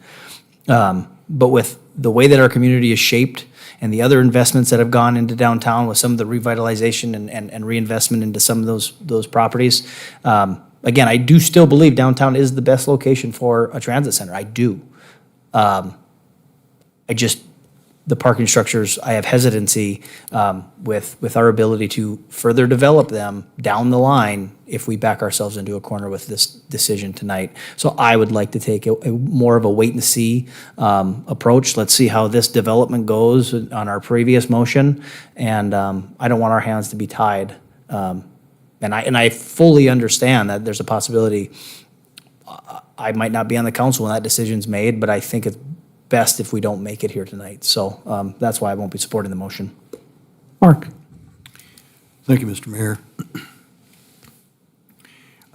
I'm going to vote in favor of the motion because of a couple of things. Thing one is it's pretty clear that the criteria for where we locate the transit station is much tighter than I realized before hearing the study and seeing what was in the write-up. Secondly, if as Jason stated, we can be in there in 6 months or so, this retail space in the parking ramps has sat empty since they were built. And if we can utilize it even for a few years until some of the things that Paul was talking about perhaps come into better light or come into perspective, if we have to move it, if it turns out to be it's a deal breaker on the second parking ramp, so be it. It's not the end of the world. It's not like we're investing $2 million to build a structure that we have to abandon. So I guess I'm going to vote in favor of this. Scott? Yeah, can I ask a question of the people that are aware of the grant? Is there any requirements within the grant that it has to remain under this use for any certain period of time? Mr. Mayor, Alderman Burlingame, so can you restate the question? Yeah, so if we were to do what Mark just suggested, which is it goes in there and 10 years from now, some new company comes in and says, we want it the entire parking garage and we are going to move it. Is there any requirement that has to stay under the usage of it for any certain period of time? I may have to phone my friend. I don't know if we've asked that question. Looks like he maybe doesn't know either. We can certainly ask that question. I know it's. Alderman Burlingame, City Council, there is a 20-year commitment when you use these federal funds for this property. What could happen, though, in the case that, say, 5 years down the road, you would want to relocate that and reuse that space, a portion of that funding that we've received from the federal government would have to be repaid back to the federal government by not completing that 20-year commitment. Okay. But it is doable. Okay, thank you. Brian, since I've got you up here, Brian, does any of this funding, now with our new MPO designation, does that come into play with any potential funding avenues for a transit center? Yes and no. With our change over to what they're calling a 5307 funded agency, we'll be getting our funds directly from the federal government, and we will get a specific allocation every year. We won't be asking for just a certain dollar amount every year, such as we are now from the state. So we don't know what that allocation is yet. We may find out here later this month, early February. And then we have that amount of money to spend with federal government approval on certain projects that would be applicable for those funds. We are still authorized to apply for 5339 funds through the state per small urban agencies to add to that as well. So that being said, currently we're going to be under 5311. I know there's a lot of numbers I'm throwing out, but it's all different programs, be it via rural or urban. So our rural funding now, that's 5311, it comes through the state. We're continuing to access that for at least another year, more than likely, as they use some funds from previous fiscal years, which will allow us to put a little bit of money back in our pocket, so to speak, from the 5307 funds that we won't have to spend yet. So it is possible to use additional funds. It is going to be very expensive to do new construction somewhere when you look at the purchase of land, all the environmental studies that would have to be done and everything to go along with that. So I think, to be honest with you, 3 million is probably a pretty good average number to look at when we're talking about new construction somewhere. And it could take a little while to get that, and you have to remember, we also have to put up 20% match local. So currently, we have $100,000 of local money dedicated to this project. We're looking at maybe needing another 20 to 25,000 to finish it off, but, you know, that's a lot less than 20% of 3 million. Okay, thank you. You're welcome. Mr. Mayor? Yes, Lisa? So the reason that I will be supporting this is we have been waiting since 2013. We've had the information that we needed to move this transit center, and we paused and we paused and we paused, and now in 2024, it is time to take action. We have a temporary location that has been there since 2015 or 2016. That seems a lot more permanent than temporary. We know it's not the right location. Bringing all of this downtown makes sense for people who don't have access to a car, who want to use public transportation, who want to come downtown. We know that in a year we'll have a middle school downtown, and even though we're not the school bus for the school district, we know that we will have more riders in that 6th to 8th grade range because of the location of a middle school. So it just all makes sense. I guess to top it off, we have grant money available. And so in order to not put an additional burden on taxpayers, it makes sense with dollars and cents to move forward on it this time. Oh, go ahead, Stephanie. Stephanie? Can I just ask a point of order and ask the city clerk to read the motion? I don't think I recall hearing that the ordinance was included in that. Is that accurate?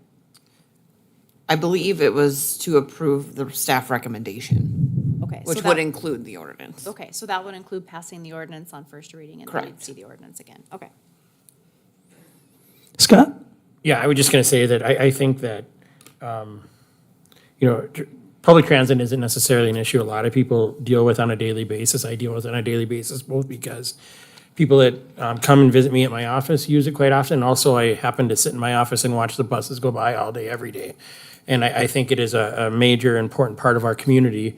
And I think that our public bus drivers and our public bus folks do a fantastic job. I also think that the facility they're currently in has been less than adequate and less than necessary for a long period of time. I do share some of the concerns that Alderman Pittner talked about, which is I worry about how big of a footprint is taken up in downtown Minot just by government entities. Obviously, this building is a wonderful building, but it's our large footprint that's not creating retail traffic for our city. And if we begin to, I know there's talk about maybe the police department moving into that building at some point, public transit being there, and, maybe municipal court. I know there's a lot of talks about that. But the more that we do that, the more that we create less economic activity within downtown Minot. But that being said, as Alderwoman Olson said, we've been waiting on this for a while, and this is an opportunity to do something tonight, to begin a process tonight that we can do something in 6 months to actually help solve and help improve public transit in Minot. And so I will be voting in support of this tonight, and I look forward to seeing it. I would also like to say that I would kind of echo the statements that Alderman Patagula said earlier, which was, I would like to see, a public restroom available, at least when it's open, an opportunity for people to come in, use that either while they're waiting for buses, waiting to transfer, and just make that. So if that's a possibility, I'd look at supporting that in the future. So that's all I have. Thank you, Scott. Anything further from the council? If not, please call the roll. Oh, Jason. I just thought I would ask for some clarification prior to you guys voting. So the additional bathroom, there's currently one public restroom and then one private restroom that is in the current design. So as I'm sitting here listening and trying to imagine what would happen if we try to add a second bathroom, that requires modification of plans. All the existing plans that you have in front of you have already been approved by the state, and we're waiting on basically one approval before we can go out for bid. So if we start modifying plans, that's going to require additional input, and now it might push us into some delays, and I'm a little bit concerned about that. So I just wanted to know if that second bathroom was a deal breaker, or if we're okay with the one public restroom. If I may, I'll also add, and having raised 6 kids and having very short warning on a kid needing to use the bathroom, I can understand the concerns that are voiced, but this location is also be located very near to City Hall, which we have public restrooms on all 3 floors here. So within a half a block, we have more public restrooms here as well, including the ones down the first floor that you have access on the north building that are available to the public even after the City Hall is closed after hours. So I think there would be access to additional restrooms here in this building during operation of the transit, that it may not be worth the delays and those kinds of things with regards to expanding the bathrooms in that footprint, but we'll rely on the council's decision and direction. If I could follow up on that, I think you raised a good point, Harold, but I don't know that that's publicly known. And if we are going to rely on bathrooms in this building, I think we need to have adequate signage saying publicly accessible bathroom. Sometimes people are intimidated by large edifices and government facilities. Goodness knows the federal government makes it very hard to use their buildings. And I think that people are sometimes not as assertive as they should be. So I think I'd be willing, because of the importance of the project and saving money, I'd be willing not to demand the second bathroom as long as we have clear signage saying that there's a bathroom available here. And if you can move it around without too much delay or problem, I think that would be appreciated. But I wouldn't see it as a deal breaker for me. I don't know about Scott. But. Yeah, I would agree, and I'm a big fan of oftentimes accessible improvements can be made by better signage. And this is a great example. I would love to see a publicly accessible bathroom sign on the door on the north side of this building. I think that'd be great. I think that once this is done, additional restrooms available at City Hall sign might be great. Yeah, I think those are all great suggestions. So I definitely don't want this to be a deal breaker. So Thank you all. Thank you. If there's nothing further, please call the roll. Olson? Yes. Pittner? No. Rajagula? Yes. Ross? Yes. Burlingame? yes. Janser? Yes. Motion passes. Moving on to item 7.4. What are the wishes of the council? To extend the Magic Fund grant to Service Basin Planning Council to fund the Business Accelerator Fund. Move approval. We have a motion. Is there a second? Second. We have a motion by Lisa, second by Mark. And I think at this time we'll ask Mr. Lakefield, Finance Director, to step forward.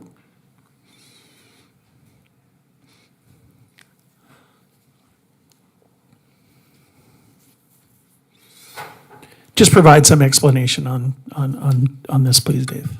Mr. Mayor, members of the council, the council in a previous action had awarded some money to Service Basin Planning Council for their Business Accelerator Fund program. There is some funding left available in that program. We got requests late last week to send money to fund some of those interest buy-down programs through Bank of North Dakota. In reviewing the paperwork, we realized that the agreement that we had in place expired at the end of 2023.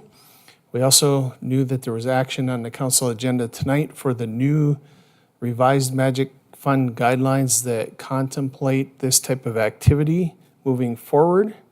However, we also expect that there will be an additional agreement to be put in place with Service Basin to administer that. So this is kind of in limbo in the meantime, and they want to close on these loans late in January or early February prior to our next meeting. So that's why we added this late to the agenda just to cover all the bases and make sure we had everything tidied up. Are there any comments or questions? Dave? Thank you, Dave. Thank you. Any comments or questions on the motion that's on the floor? Seeing none, please call the roll. Olson? Yes. Pittner? Padragula? Yes. Ross? Yes. Burlingame? Yes. Janser? Yes. Moving on to item number 7.5, and that is the conditional approval of a alcohol liquor license renewal. This goes for 28 taps. Tastes and taps.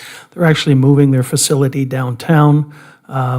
They got their application in, and they wanted to open before the next city council meeting. And this is a conditional approval by the council pending that everything, all the departments are satisfied with their inspections. Move approval. We have a motion. Is there a second? Second. Second. What's the name of the business again? 28 tastes and taps? 28 tastes and taps. Tastes like tasting something? Yeah. They used to be located out by Sonic. Sonic, The just old south of Fun Sonic. Wreckers. Scott? So out of pure curiosity, and I'm sure somebody at home is wondering, what building are they moving to? I'm sure there's an address, right? They're moving into the former depot, the old depot downtown. Thank you. So, and they're planning on a February 1st opening, from what I understand. So, any further discussion? Seeing none, please call the roll. Pittner? Yes. Padragula? Yes. Ross? Yes. Burlingame? Yes. Janser? Yes. Olson? Yes. Moving on to item number 8 on the agenda, it's personal appearances. Now is an opportunity for those who wish to address the council to step forward. We ask that you keep your comments to 5 minutes or less. Thank you.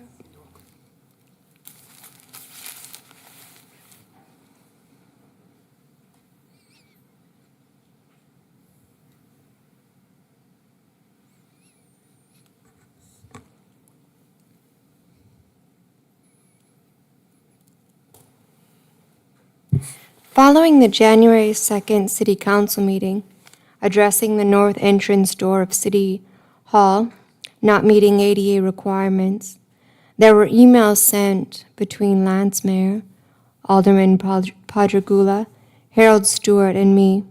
Harold Stewart initiated the email, including all council members. Harold stated the sidewalk would have to be jacked in the spring and may be complicated. Alderman Padragula suggested a tasteful sign to redirect people to the south entrance. During the harshest months of the winter that run into spring, this is not acceptable for disabled in a wheelchair or with a walker to go halfway around the block, up the hill against the wind and through snow, or to have to repark when it can be very difficult to find a parking spot. In addition, the door going to the south parking lot is also a secure entrance door that may be locked to not have access through the building to get back to the South City Hall parking lot. The north entrance door is also to be used for ADA public restrooms. I suggested a metal plate to slope the threshold as a temporary fix for it not meeting ADA requirements, and may have to wait until spring to be permanently fixed. And suggested that the business that's on the north side have those with appointments to use the south side of City Hall to park and go through the building until a temporary fix was in place. Alderman Padragula, you stated that the suggestions were well taken. You also stated after seeing a gentleman significantly impaired struggling to go through the front door and almost tripping over the mat as his foot dragged using a walker at Prairie Sky Breads, that unless a person has a mobility issue like myself or has a lot of training in this area, a person may not pick up on these little things, which really can be pretty significant. I agreed. However, the north entrance door threshold of City Hall is required to meet ADA requirements for occupancy because it's a door where an ADA push button was added and goes to ADA public restrooms, where the other public access door to outside is on the other side of the door that has a card reader for security that can be locked. This door also does not meet IBC or ICC code requirements on thresholds. The last email was Lance's response to my drawing. We will fabricate something and get it installed. Regarding the building and inspection you reference below, you are not taking into account the scope of everyone's work here. The sidewalk that is settled in front of the building was something that likely happened years ago and is not directly connected to the project, even though it is adjacent to the work. It's not adjacent, it's right in front of the door. Site work on the north side of the building, such as the concrete is questioned, was not part of the City Hall project, so no one was looking for it, designing for it, or inspecting it. We didn't know it was an issue until you brought it to our attention. Does anyone build a house without considering the landscape? Now, the sidewalk we have been discussing is being treated just like any other sidewalk complaint we receive. When does a requirement for occupancy become a complaint that's like considered for any other sidewalk complaint? We addressed about 50 a year all over the city. We take these on a complaint basis and specialists assess the cost of repairs to the property owner. In this instance, we are the property owner, and we will address the issues just like everyone else has to address their sidewalk issues. I hope you understand that we are all on the same side. Our department, inspection, and others take ADA requirements seriously. We spend a significant amount on our project design time revolving around ADA work in the right of way. It is important work, and we take a pride in designing and constructing our improvements that work for all persons. This lectern is required to meet ADA requirements. It's used by the public. It still does not meet ADA requirements. There is not a table here to meet ADA requirements for someone like myself to approach City Council and utilize this in the same way that anyone else does. I have to turn 90 degrees to look at Alderman Padragula. Please wrap up your comments.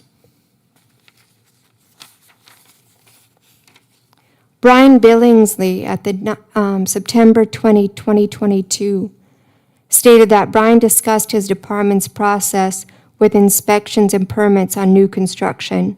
Luke Telema is the point of contact for those. Plans will not get permit until they are ADA compliant. Occupancy permits will not be given until the city has checked for ADA compliance.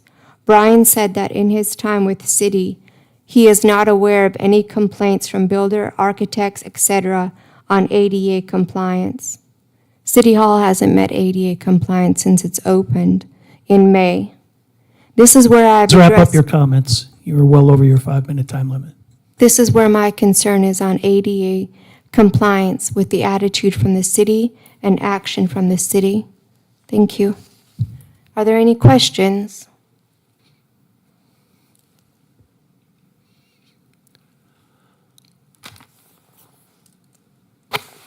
Now is an opportunity for those who wish to address the council to step forward.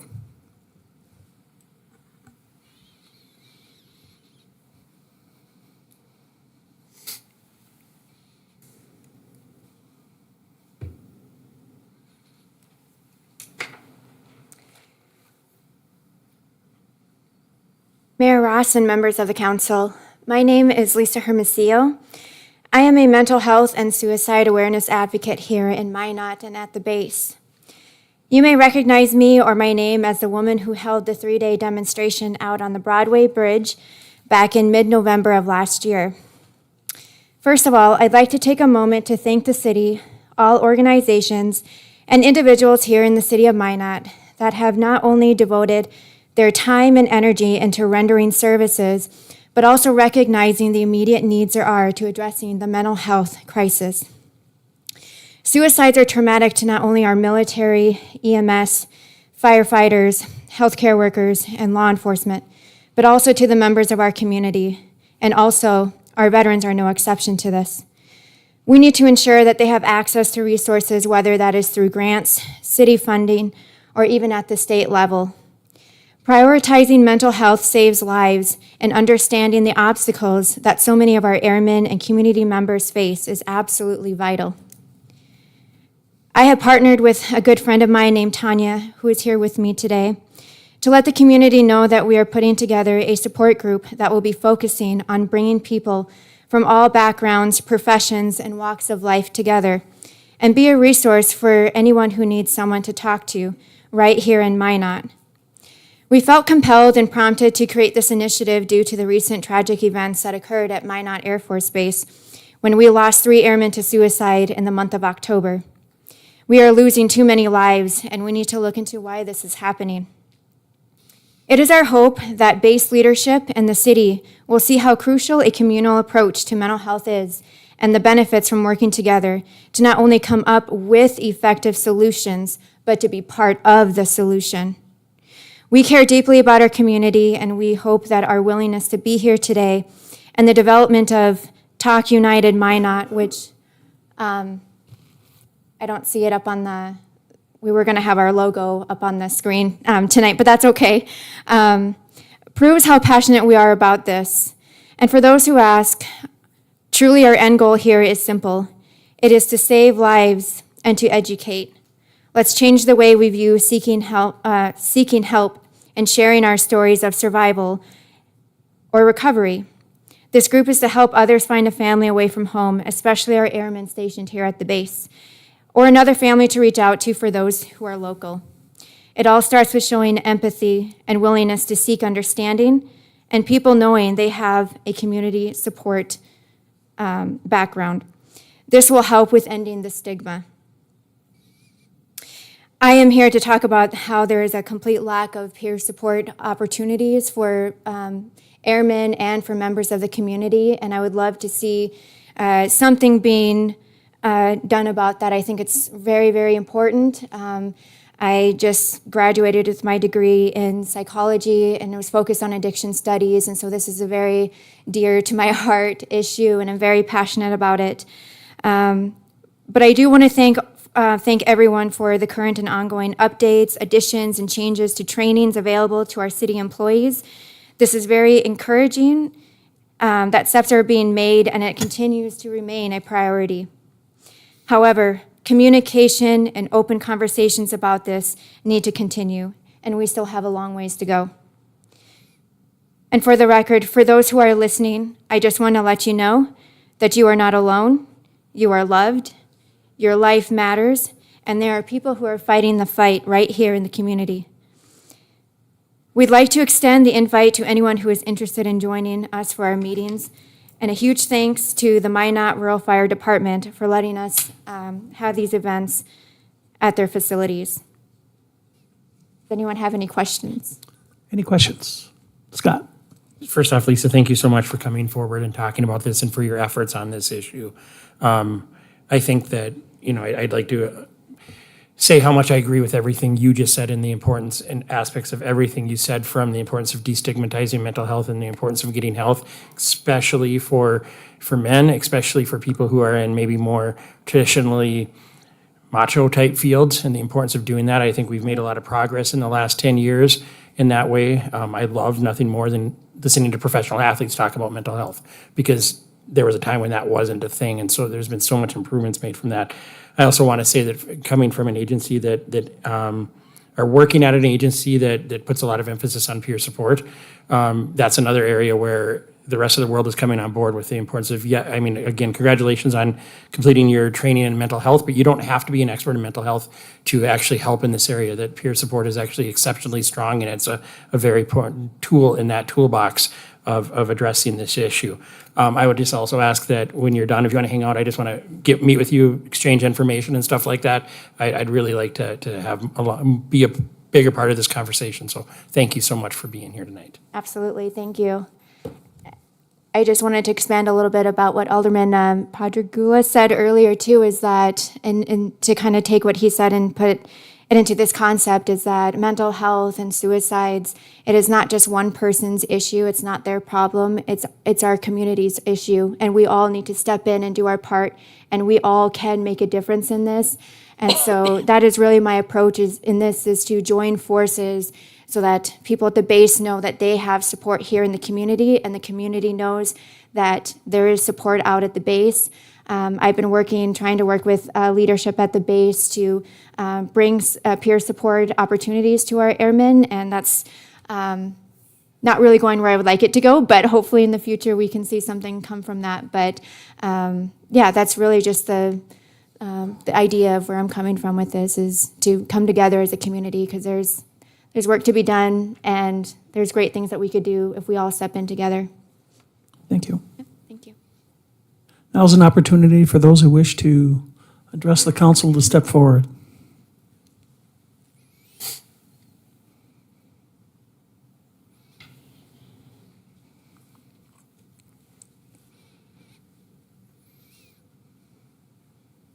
Mr. Mayor, member of the council, my name is Scott Samuelson, resident of Minot. I didn't plan on speaking tonight. You guys went over a proposal for a downtown parking garage. There's a lot that I have a problem with our economic development. It stretches a long way, and I think as you guys go forward with this, you need to look at all of this. As I expressed before on the Magic Fund, the Magic Fund next year is $1.725 million. You take out wayfinding, signage, and the facade program, and you have all but $30,000 of that going to administration. Look it up. And at the same time, you're looking at raising our property tax $1.5 million. I just don't understand it. When you start doing the Renaissance Zone, there's approximately $128,000 that people get tax breaks on through the Renaissance Zone. For me, what I pay in property tax, it takes 24 other people to make that up. So I really wish that you guys would look at that when you're looking at the cost of this. We keep talking about an investment. When it comes to the parking garage with Edgewood Real Estate and investment, I think you guys should be more forthcoming on what, if you're going to give them a tax break, what it's going to be. And I really hope that you mean that you're going to move slowly and it's going to be out in the public as to what the taxpayers are going to have to pay or give up for this. They are an investment firm like the rest of them, and they're doing it to make money. So if that's what the city of Minot is going to do, I want to know our return on investment. Not our costs, not our property tax values keep going up, and we keep just spending. You need to look at all the tools that you're using in the toolbox and what it's costing us as citizens of Minot. And I really wish that you guys would look at all of this, because the Magic Fund, it's crazy that we're spending that kind of money. It's giveaway. I really wish that everyone would understand that. I'll have more on this later. Like I said, I didn't plan on talking here tonight, But you need to start looking at the taxpayers in this community and the people of this community and what it's costing us. Thank you.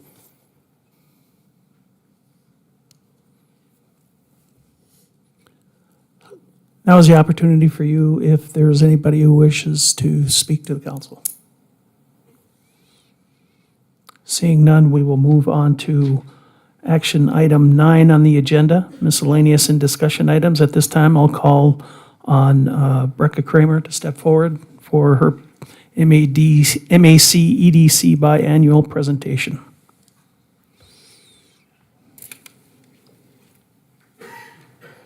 Good evening, Mayor Ross and members of City Council. Thank you for having us here tonight. As part of our contract with the City of Minot, we come in twice a year to provide a actual report on the progress. So the information I'm going to share covers the time period of July 1 through December 31st of 2023. Next slide, please. So I always want to just share kind of the mission of the Minot Area Chamber EDC. You know, it's our mission to advocate for and invest in business activity by being a collaborative partner in the community, focused on improving the quality of life for all. And a lot of the economic development work that we do, the work that we're doing in workforce development, and obviously military support, all aligns under this, and I'll go into that a little bit further. Next slide, please. And when we look at this too, we are really working to build and strengthen our economy. And I know that the city has a place that, a part in this, and so do we. So we appreciate the partnership with the City of Minot as we work these initiatives. Next slide. With our leadership, I do want to give a nod to our 2023 Board of Directors and the leadership that really kind of helped to move this forward, the initiatives that we work forward. We don't do this without the hundreds of volunteers that serve on our committees, but also the leadership behind our organization with the board. You're going to see representatives from some of the major employers. The City of Minot does have a set position on our Board of Directors, along with Ward County, given that both support the organization. And you're going to see a diverse group of leaders throughout the community helping to drive these initiatives.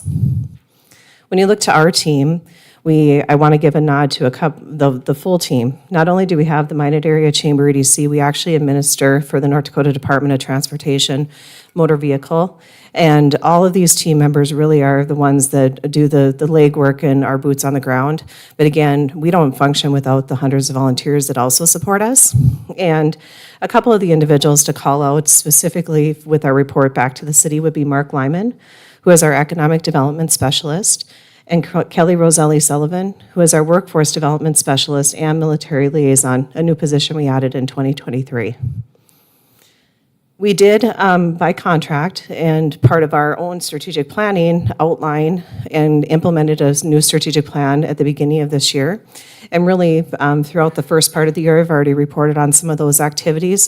Throughout the rest of this update, I'll highlight some of the items that fall specifically under economic development, workforce development, and military support, which are all three things that we work closely with you as the City of Minot.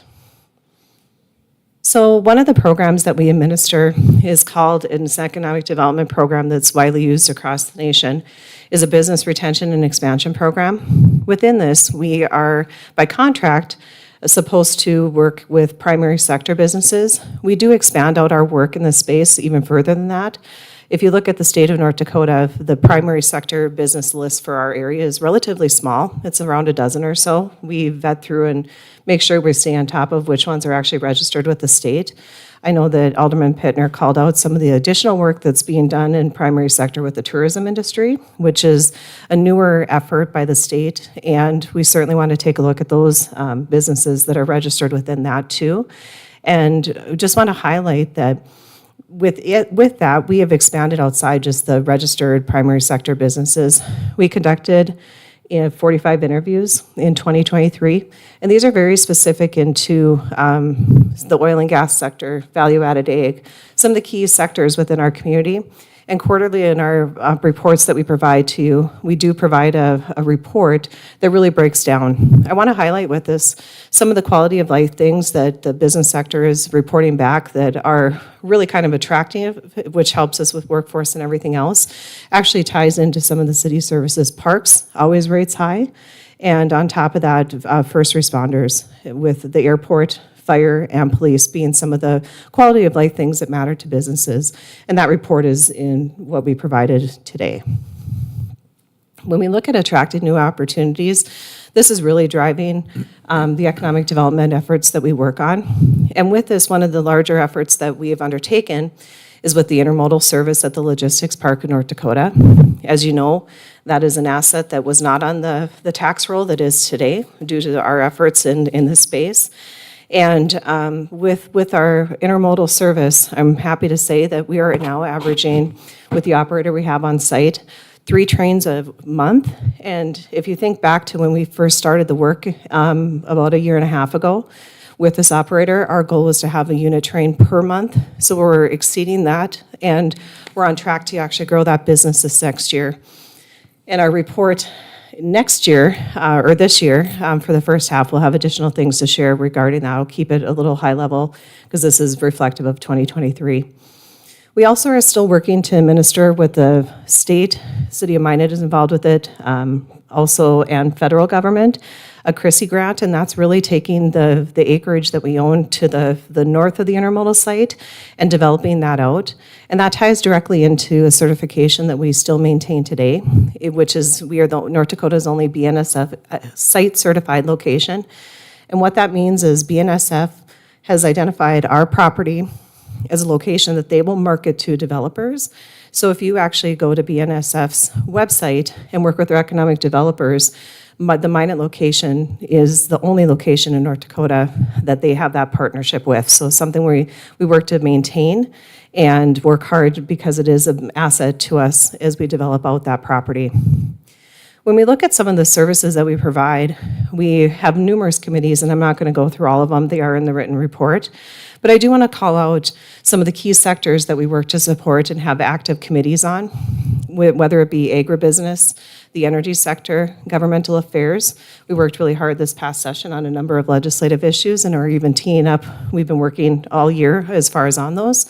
Military affairs and infrastructure all really are tied directly into the economic development efforts. And then as we're looking to grow business partners and businesses in the community, our team has taken a lead on a lot of the entrepreneurial programming.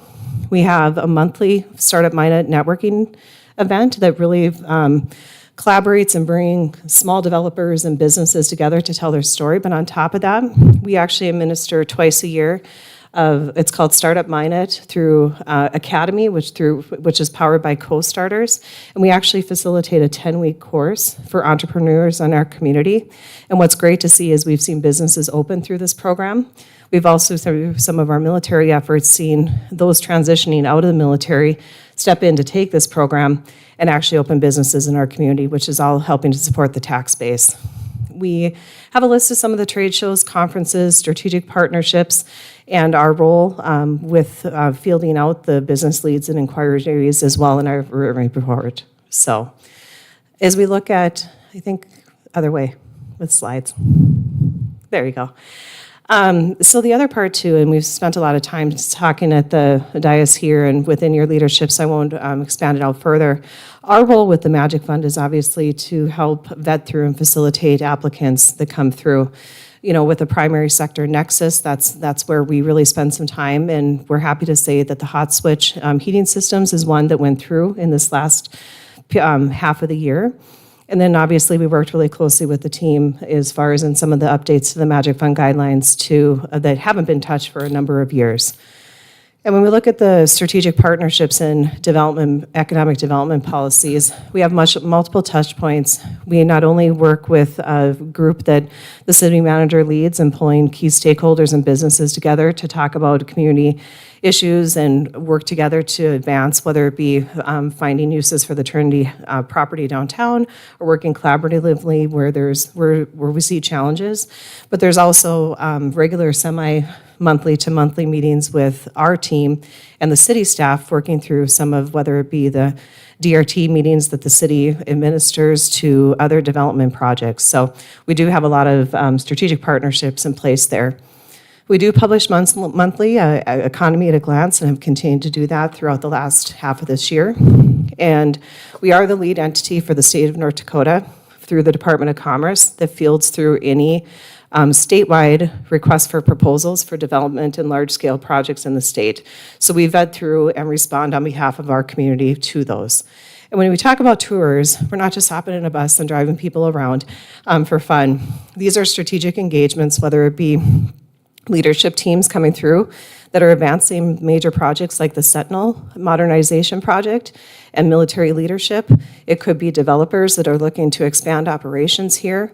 We are really strategic in highlighting the assets of our community, and also do this through site selectors that are looking at development projects too. The area that's newer to our team is the addition of workforce development. We know that the state of North Dakota, and frankly, nationally, the workforce is a challenge. And there isn't a silver bullet that just says, hey, this is how you fix workforce and address it. We've been working really hard as far as to access funds to bring them into our community. This last half of the year, there was a grant application for a regional workforce impact program. Through the new guidelines, we were only able to support directly 2 projects, and so we did write 2 applications to hopefully access some funds for our community, and then also wrote letters of support for other projects in the region. Last time we did this, we were able to access $1.8 million from the state and bring it in to test out not only childcare solutions, but we also invested in CTE programming through Dakota College of Botno downtown and Minot Public Schools with their CTE center. And when we look at one of the things that we just developed and actually kicked off in December, Alderman Burlingame serves on the committee. We've established a workforce committee that is co-chaired by Dr. Shirley from Minot State University and Dr. Vollmer from Minot Public Schools. And then through that, we are implementing new tools. Wayfinders is our talent portal and kind of ambassador to individuals looking to move to our community, whether they've been stationed here through Minot Air Force Base, they have a job opportunity, and we provided some of the metrics and stats with that program. We are looking to expand that out and further build the collaboration with the state of North Dakota in their effort, which is called Find the Good Life. It's the state's recruitment effort, and we're kind of featured as one of the pilot programs of a community doing something new and innovative in this space. The other thing that we led this year and was a partnership with the North Dakota Petroleum Council. And to date, we have 10 Ukrainians through that effort living in our community and supporting workforce in the oil and gas sector. And then obviously we do have a representative serving on the city's child care committee. This is, I'll just kind of breeze through, but all the data points are within the report. Obviously, part of our role is to promote the community in collaboration with some of the assets and development pieces. I believe last time I was here and gave the mid-year report, there was a request to provide additional information on LOIS, which is the commercial and industrial properties marketing tool that we use. It's used by developers and site selectors, and so we did provide a report with some of the metrics that are generated through the work that we do there, and we're looking to expand out that program and how we can continue to build that as a visible tool for developers to look at. And then obviously, we spend a lot of time with Minot Air Force Base and retention efforts there. We have multiple tiers, whether it be our local military affairs committee that is doing military appreciation events, but really where the support from the city and state of North Dakota comes in is some very strategic positioning for not only Minot, but North Dakota when it comes to military. Minot Air Force Base has over $500 million economic impact every year, and we know that that's absolutely critical. We also know that not only the role that they play in protecting the nation is vital, but also, too, it's our role as a community to advocate for the missions and ensure that we keep that economic impact coming through every year. And so with that, we do have some major challenges ahead in making sure that we are putting the energy and resources into preparing not only Minot, but the state of North Dakota for some major modernization projects. We talk a lot about Sentinel and can certainly provide an update there. We'll have some more information mid-year and an opportunity to get some key leaders here that we'll obviously be inviting the community out for to do some briefings on that project. Because that one's unique in the sense that it's the largest modernization project that the Department of Defense has ever undertaken. And the footprint of it isn't within the four walls of Minot Air Force Base. It's outside of those walls. And so we want to make sure that we're doing everything we can to prepare for the workforce that's coming in for that, what we need to do for whether it be housing or other pieces. And so we work strategically with those relationships. And Alderman Janser actually serves as our chairman for Task Force 21 in those strategic relationships. And with that, everything else, I just want to cover kind of some of those items high level. We did provide a written report, and as we continue to partner with the city, we do provide our monthly board packets and quarterly reports on some of these efforts as well throughout the year. Are there any questions? Any questions? Yeah, Scott. Just a quick thank you. You mentioned in your whole list of things the Startup Minot and to kind of combine together a couple of things we're working on. You've had already one entrepreneur who happens to run a daycare come, and there's going to be another one in February. Appreciate the opportunity to use that and to really look at, solving the childcare crisis that we have in this Minot through our entrepreneurial spirit and our ways of doing that. So I'd like to encourage members of the public to come to it third Thursday of the month, second Thursday. Thanks, Mark. I just show up when my computer tells me to, so I think it's a great opportunity, so thank you. It is, and that is something that you don't have to be a member investor of the Chamber EDC to participate in. If you want to hear some of the entrepreneurial stories, the connections that we have a really good entrepreneurial spirit within our community where a small business is supporting another small business, and the network that's been provided through that effort.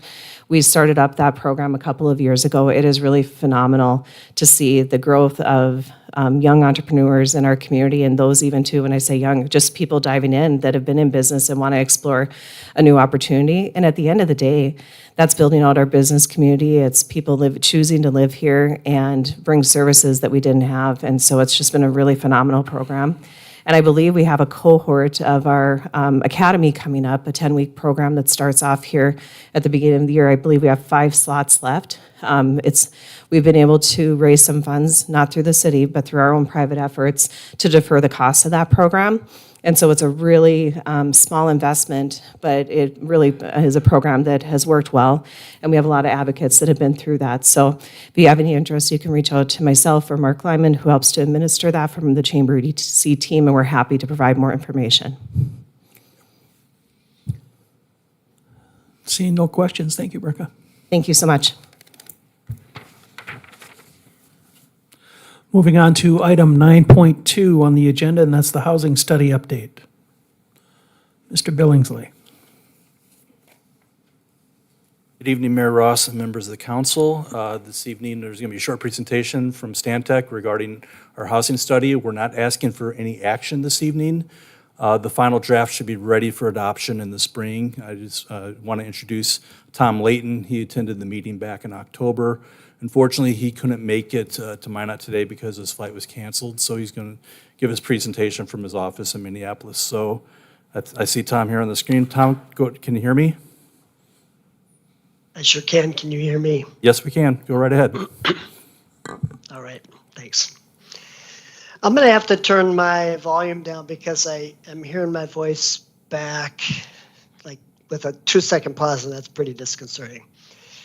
So I didn't make it to North Dakota, which I regret, but I am wearing my North Dakota sport coat, which I inherited from my wife's great aunt. It was made in Wahpeton. And every project proposal that we've interviewed for that I've worn this sturdy North Dakota sport coat for, we've won that project. So my many thanks to great Uncle Steve. I wanted to connect back a little bit.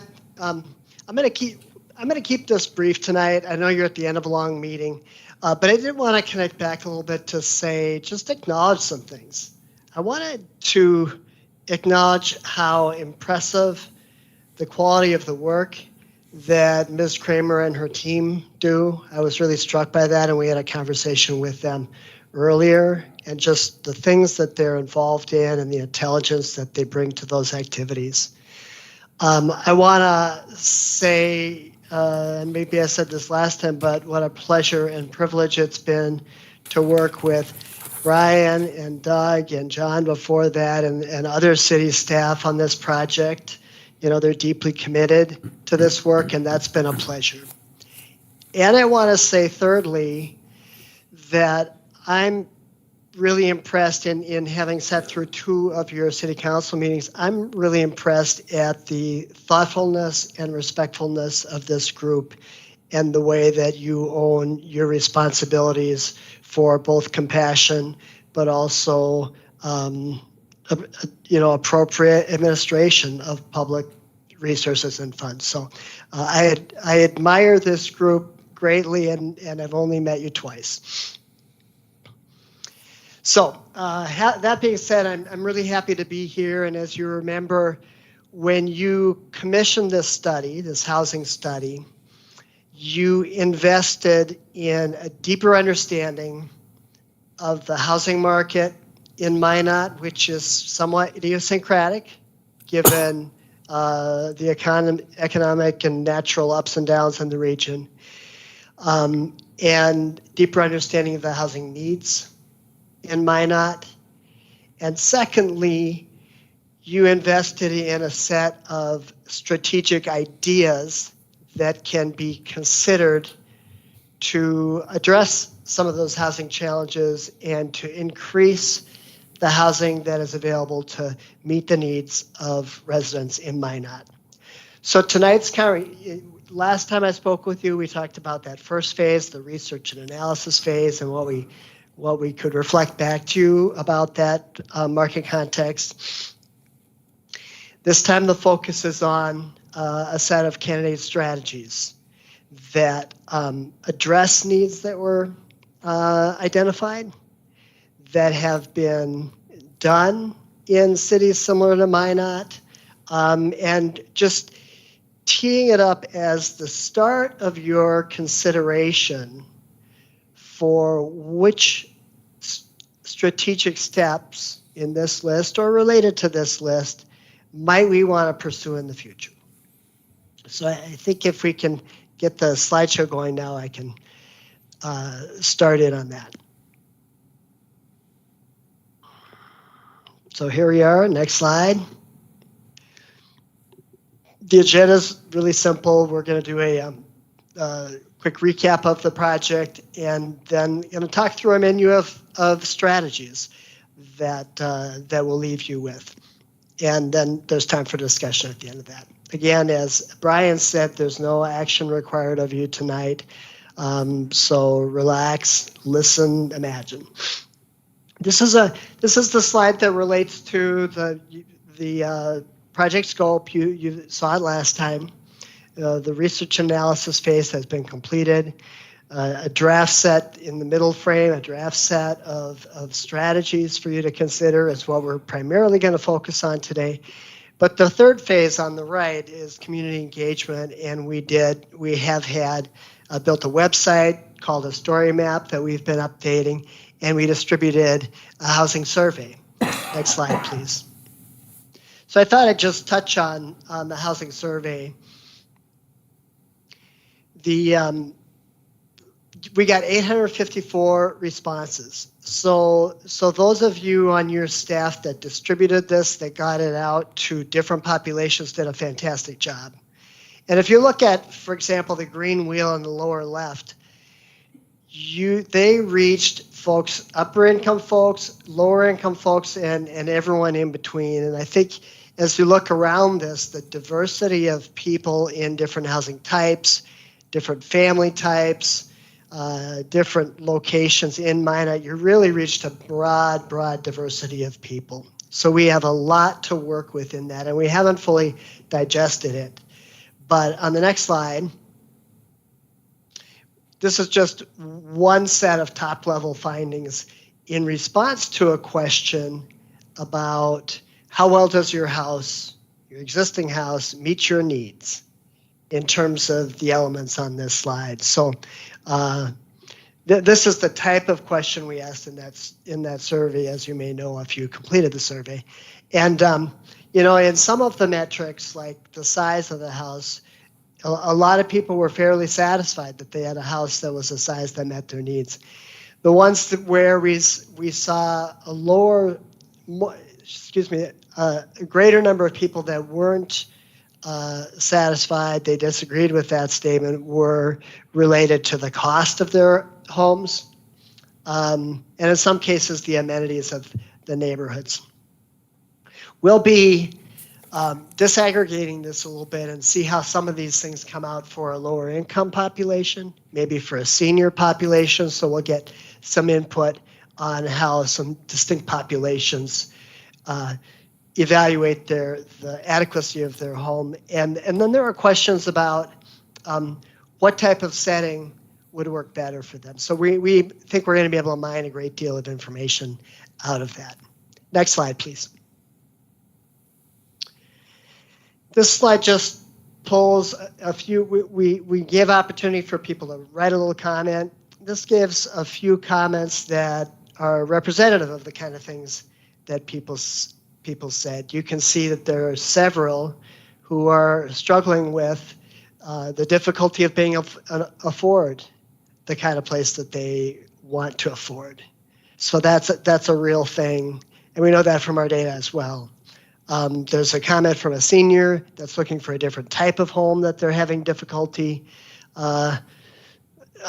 identifying and finding. One about community amenities on the north side of town. So you'll see a little bit more of this anecdotal information as well as we flesh it out. Next slide. This is a slide you saw last time around, so it's where our research underscores some of those messages. And this was sort of the final table that came out of our gap analysis, and those negative numbers show where the need for those types of homes, that size, that price point, is insufficient, the need is greater than the supply of those homes. So it really is at the moderate to lower income level where the real need for more housing options is present. Next slide, please. So in focusing on lower income and workforce housing, I think we want to be clear that the reason for that is, yes, because we're in a community and we care about our neighbors and we don't want people to live lives of quiet desperation. So there's an empathy factor there and a community factor there.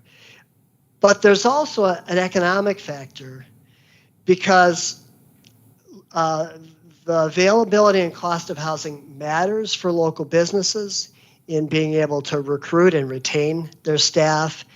And even more fundamentally, the basis of a vibrant economy is the people themselves. And the more people have time, have resources to participate in the economy with creativity, motivation, innovation, the more vibrant that economy will be. So there's a real economic purpose to meeting housing needs. In terms of this workforce housing perspective, this slide shows a number of the types that are available to meet those needs. We are paying less attention in our recommendations to the two types on the left because modest apartments were overbuilt during the overboom and are just starting to return the level of demand that calls for more production there. Affordable apartments, you've got two flagship organizations that are working hard on this and are getting good support for it and really meeting needs in that regard. So the remaining ones to the right are housing types that we have spent some energy going out and looking for the right strategies that might be a fit for Minot. This is a illustration of a set of strategies that we're teeing up for consideration, that sort of putting them on the table. And for each of those, if you've read the report that got circulated ahead of time, you'll see there's a description that talks about what's the goal, what's some of the context about how it behaves, what purpose it serves, what's already being done, what would a strategy look like, and what's an example of a community that has pursued that strategy. So we tried to be consistent in getting that base level of information out there for each of these. It's high level information. If you go back to the previous slide, there's just one more note I wanted to make here. As we talk about this, and I know this comes to at the end of a long meeting, and there's a lot of detail in these and a lot to think about, and each different strategy has different considerations. So fortunately, you're not making a decision on these tonight, and in fact, I think we need to see these as the start of consideration of these, and which of these or a variation of these you feel like really is compatible to meet housing needs in Minot. So they're here because they're worthy of your discussion. They're not here because they all need to be adopted. So if we can go on with less pressure on ourselves that we have to put a stamp of approval on everyone, then I think we can tackle these. And I'm going to try to go now at a kind of a high level without getting into every little detail. I think it's important to show sort of the range of strategies we're putting on the table and allow some time for discussion. So we have a set of strategies here that we're talking about as production strategies. Next slide. The first one is accessory dwelling units. The ability to add a dwelling unit onto a home or freestanding next to a home that's smaller than that home, that's related to the home in terms of that homeowner being the rental property manager of that home. That adds a new rental product that is generally well attended to by the rental property manager. It allows that primary homeowner a small business that can be really a helpful income stream. And it puts new rental units right in neighborhoods where some people would like to live. So Minot has an ADU ordinance. It's very little used because of some of the parameters that are put on it. It was an initial cautious approach. And the way to open this up and invite more is just to revisit some of those parameters that are barriers to creating these things. I won't go into the details of those. And when that's opened up, don't expect it to open the floodgates. You may have a handful of applications a year when those barriers are removed. So it's never going to be a large-scale change. It's always going to be a modest change, but another type of housing that meets some needs. Next slide. There's a lot of interest these days in tiny homes because it stands to reason that if homes are expensive, and homes are expensive, typically it's $300,000 or more for a modest single-family home. One of the cost savings approach can be to build smaller homes. So what's the best format for those so that you're still building community? Is it appropriate to group them together in their own type of a subdivision? Those are decisions that can be explored through zoning code changes that allow for these. Another interesting twist to this is to consider letting churches build tiny homes on church properties as an accessory to those church properties. This is something that's being experimented within Minnesota just after this last legislative session. It actually is, I feel like it's kind of an exciting idea. Next slide. Manufactured home parks have been on my recommendation list in the last 5 or 6 housing studies I've worked on for the reason that it is so common these days. They've been discovered by corporate housing organizations, national corporations, that LLCs that buy mobile home parks, and have found that because owners of mobile homes have don't always have a lot of flexibility to pick up and move to a different mobile home park. If rents rise, they found they have a lot of ability to jack up the rents. So you have a lot of these where people are paying $700, $800, $900 a month just for the ground they're living on. That's a challenge, and this should be one of our most affordable types of homes, and it's becoming less so. So there's a national movement that's had some success, and in fact, in your neighboring state in Montana, they've done more of these than most states, where an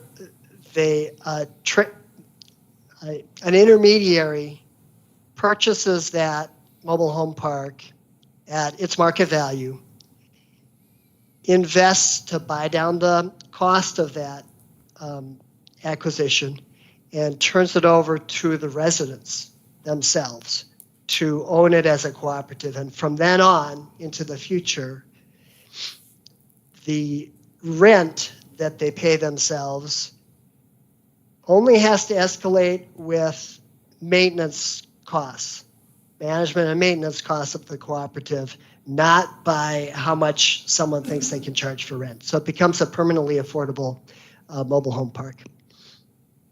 Next slide, please. The twist on this is that there's a fair amount of investment that has to go to buying down the value of that property before you turn it over to a cooperative. But if you build a mobile home park from scratch, in order to sell it to a cooperative, then you save yourself that additional subsidy that has to go into that. So this isn't done a lot, but there's an interesting example in the works in Northfield, Minnesota.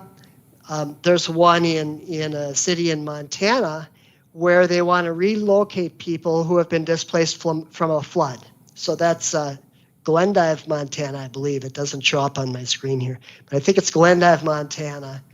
And what an interesting parallel to Minot. So to purchase land, set it up, and then sell it to a cooperative is an option in that sense. Subdivisions are, volume, have the potential to be volume home creation again. And it makes a tremendous difference if you're producing 15 homes a year or 50 homes a year. From a market standpoint, so here's the big picture. From a market standpoint, if you can lower the cost of production, you will both produce more homes and you will sell those homes for less. That's the way the supply and demand curves work. Of course, what does the public sector have to do with lowering the cost of production, right?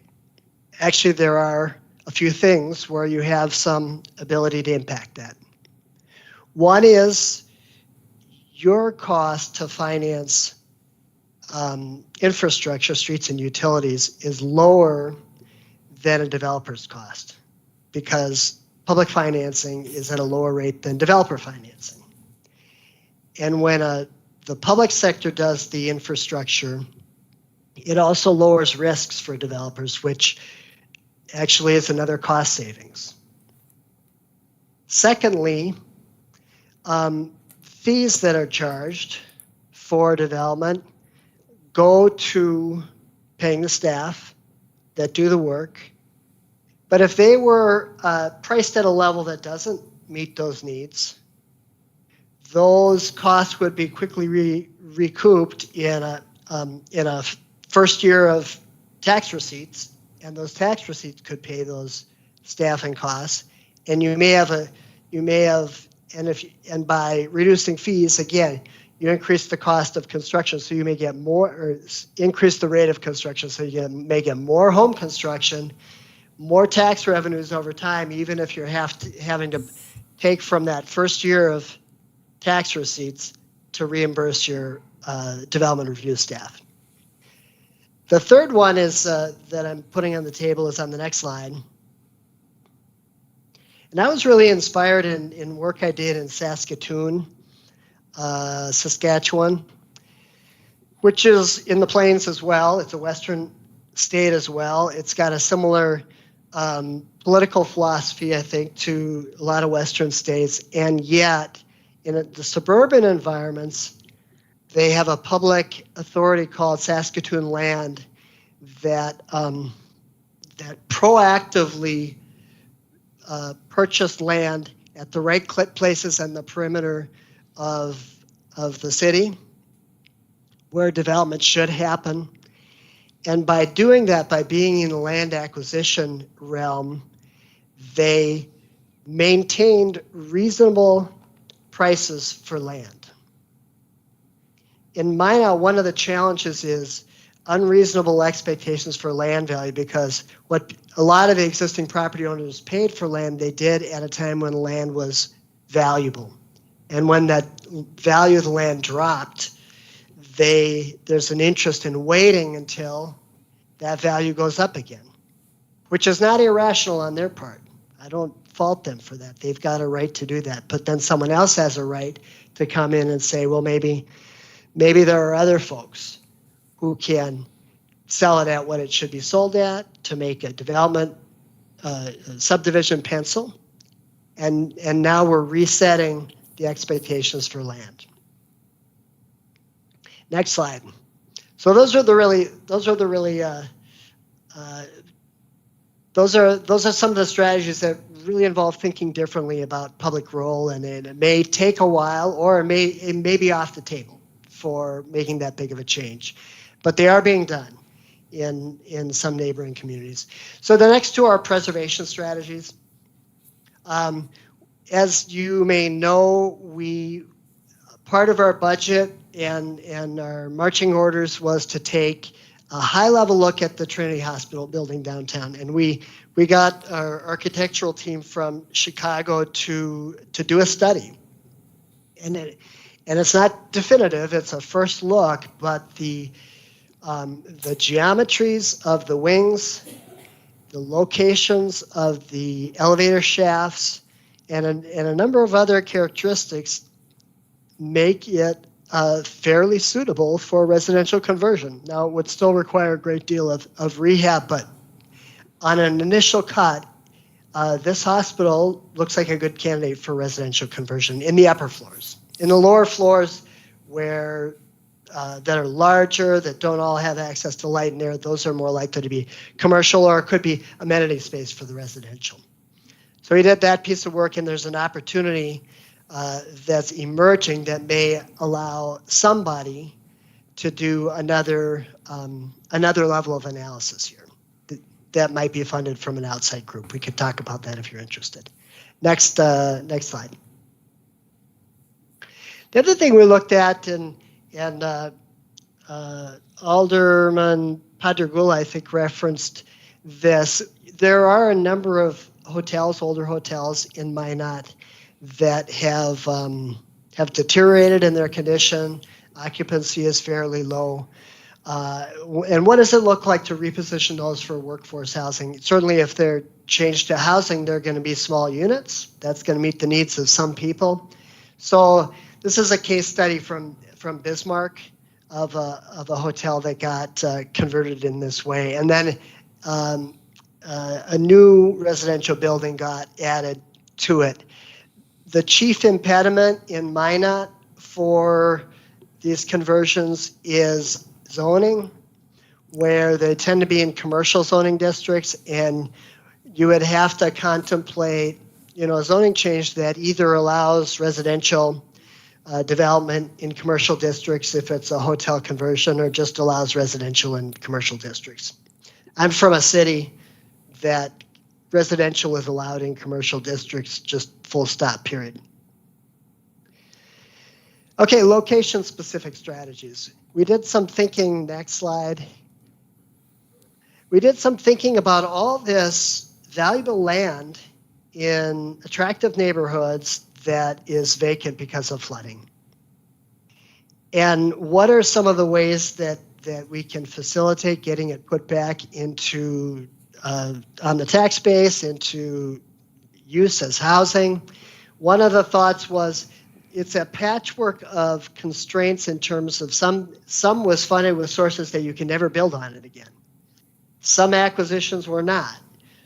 So to think about cluster developments that allow residential units to be clustered a little bit more tightly on places that you can build, and then some of the areas around there be the green space as one design solution for looking at that.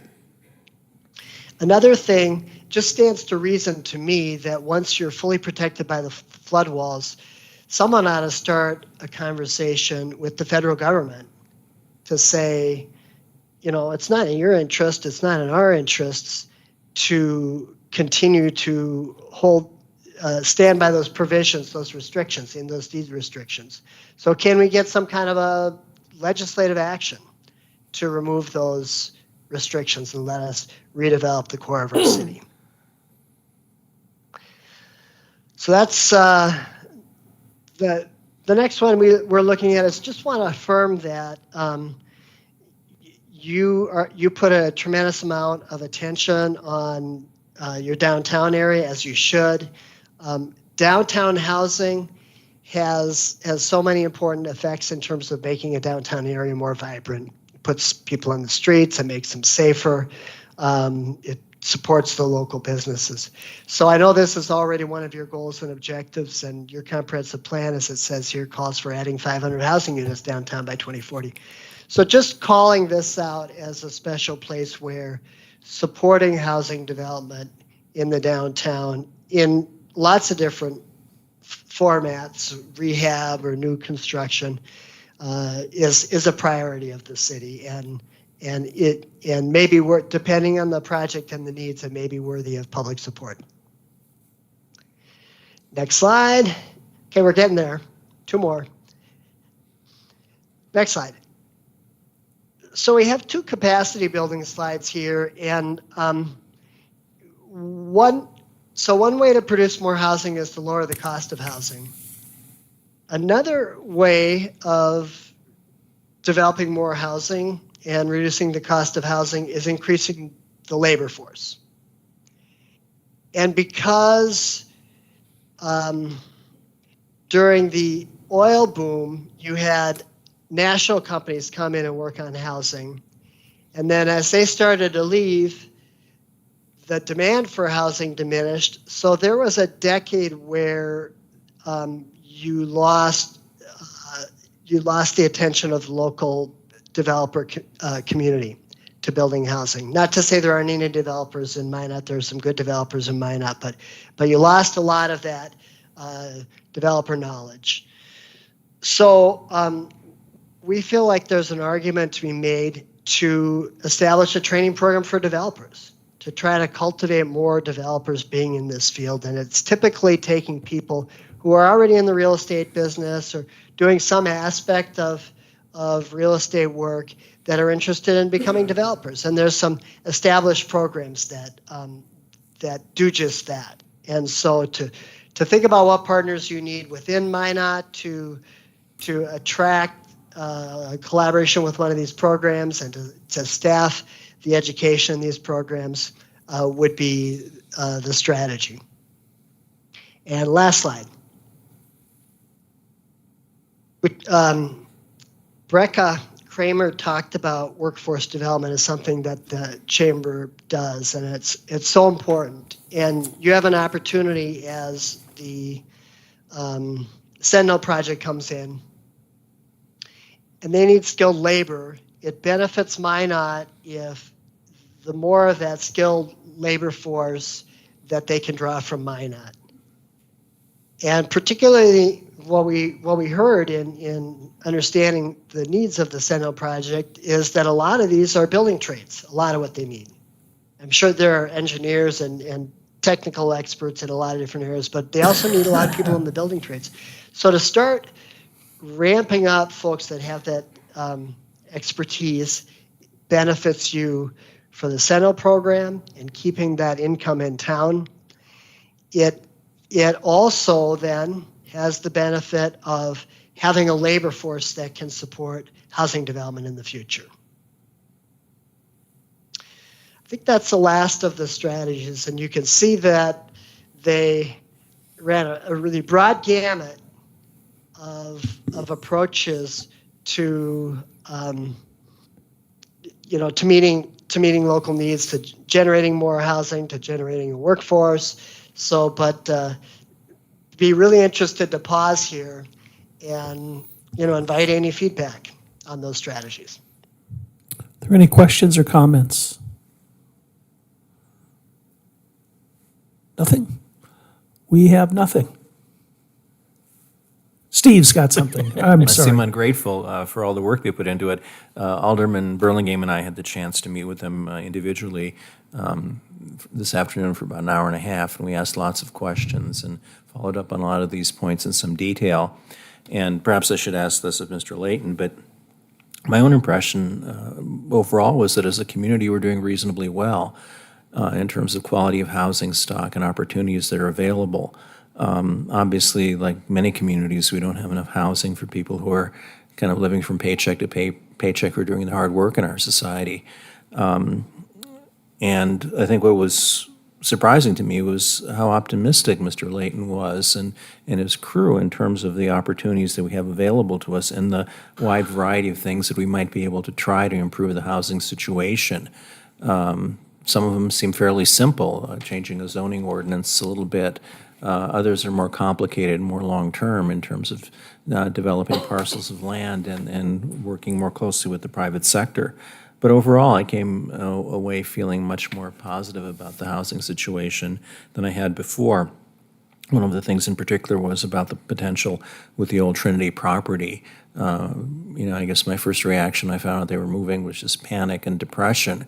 And it's interesting that the Stantec people see it as an opportunity, which is exactly what the IEDC team, which came a couple years ago to look at our overall economic situation, also saw it as an opportunity. So I think we have to be very careful about the expectations we set for ourselves and not handicap ourselves unduly. There's a lot of work for improvement here, but in many ways the situation is more positive than it might first seem. One of the other comments I made, and I'll make here, is that there's so much to be done, there's so much to be explored, that I think we really need to look at the adequacy of our staff resources. Our planner and development people are working very hard, but I think the menu of options that's been laid out here in this report really could justify looking at enhancing our personnel resources, particularly in terms of jump-starting some of these things that need to be looked at, particularly the reuse of Trinity and some of the partnerships that have been spoken about, whether it's with Minot State or with private developers. I think another thing I came away from was kind of the realization that economic development and housing are very closely connected. For one thing, building more housing is economic development. You're hiring people, you're training them, they're doing good work and can earn a good salary. In turn, the houses they produce make it easier for the community to prosper and for people to start on the path of independence and home ownership. And become more contributors to the community. So they're really closely intertwined. I found it a very stimulating, very informative report, and wanted to thank Tom, you and your staff for putting it together. There's a lot here to chew on. Thank you, Steve. Any other comments? Okay. Thank you, Tom. You're very welcome. Moving on, I guess we want to bring up, Dave, you had something to discuss before we move on to liaison reports. Mr. Mayor, just an update, some late breaking news today.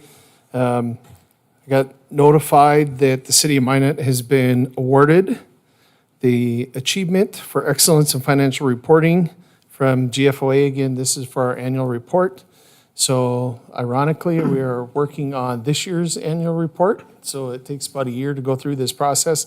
This is the 44th consecutive year the city has earned this award, so just some good news. And the notification comes with a press release that I'll get to Jennifer so we can get that out as well. So some positive news.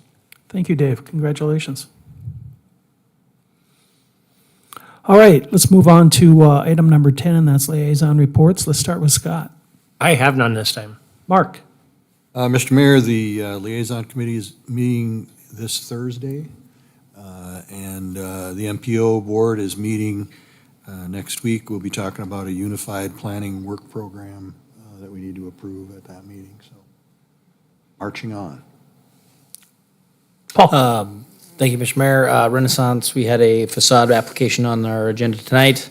So continuing the good work of that committee, and then Visit Minot board meeting I have tomorrow.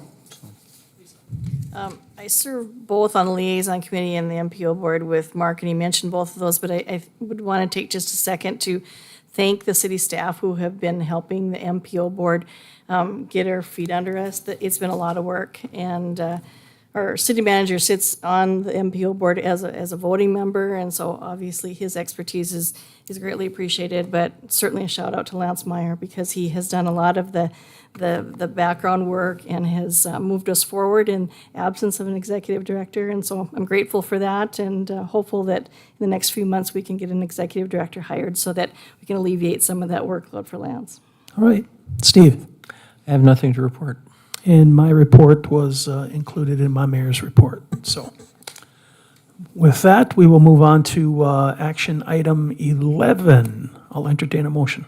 So moved. We've got a motion. Is there a second? Second. Second by Lisa. All in favor, say aye. Aye. All opposed? Good meeting.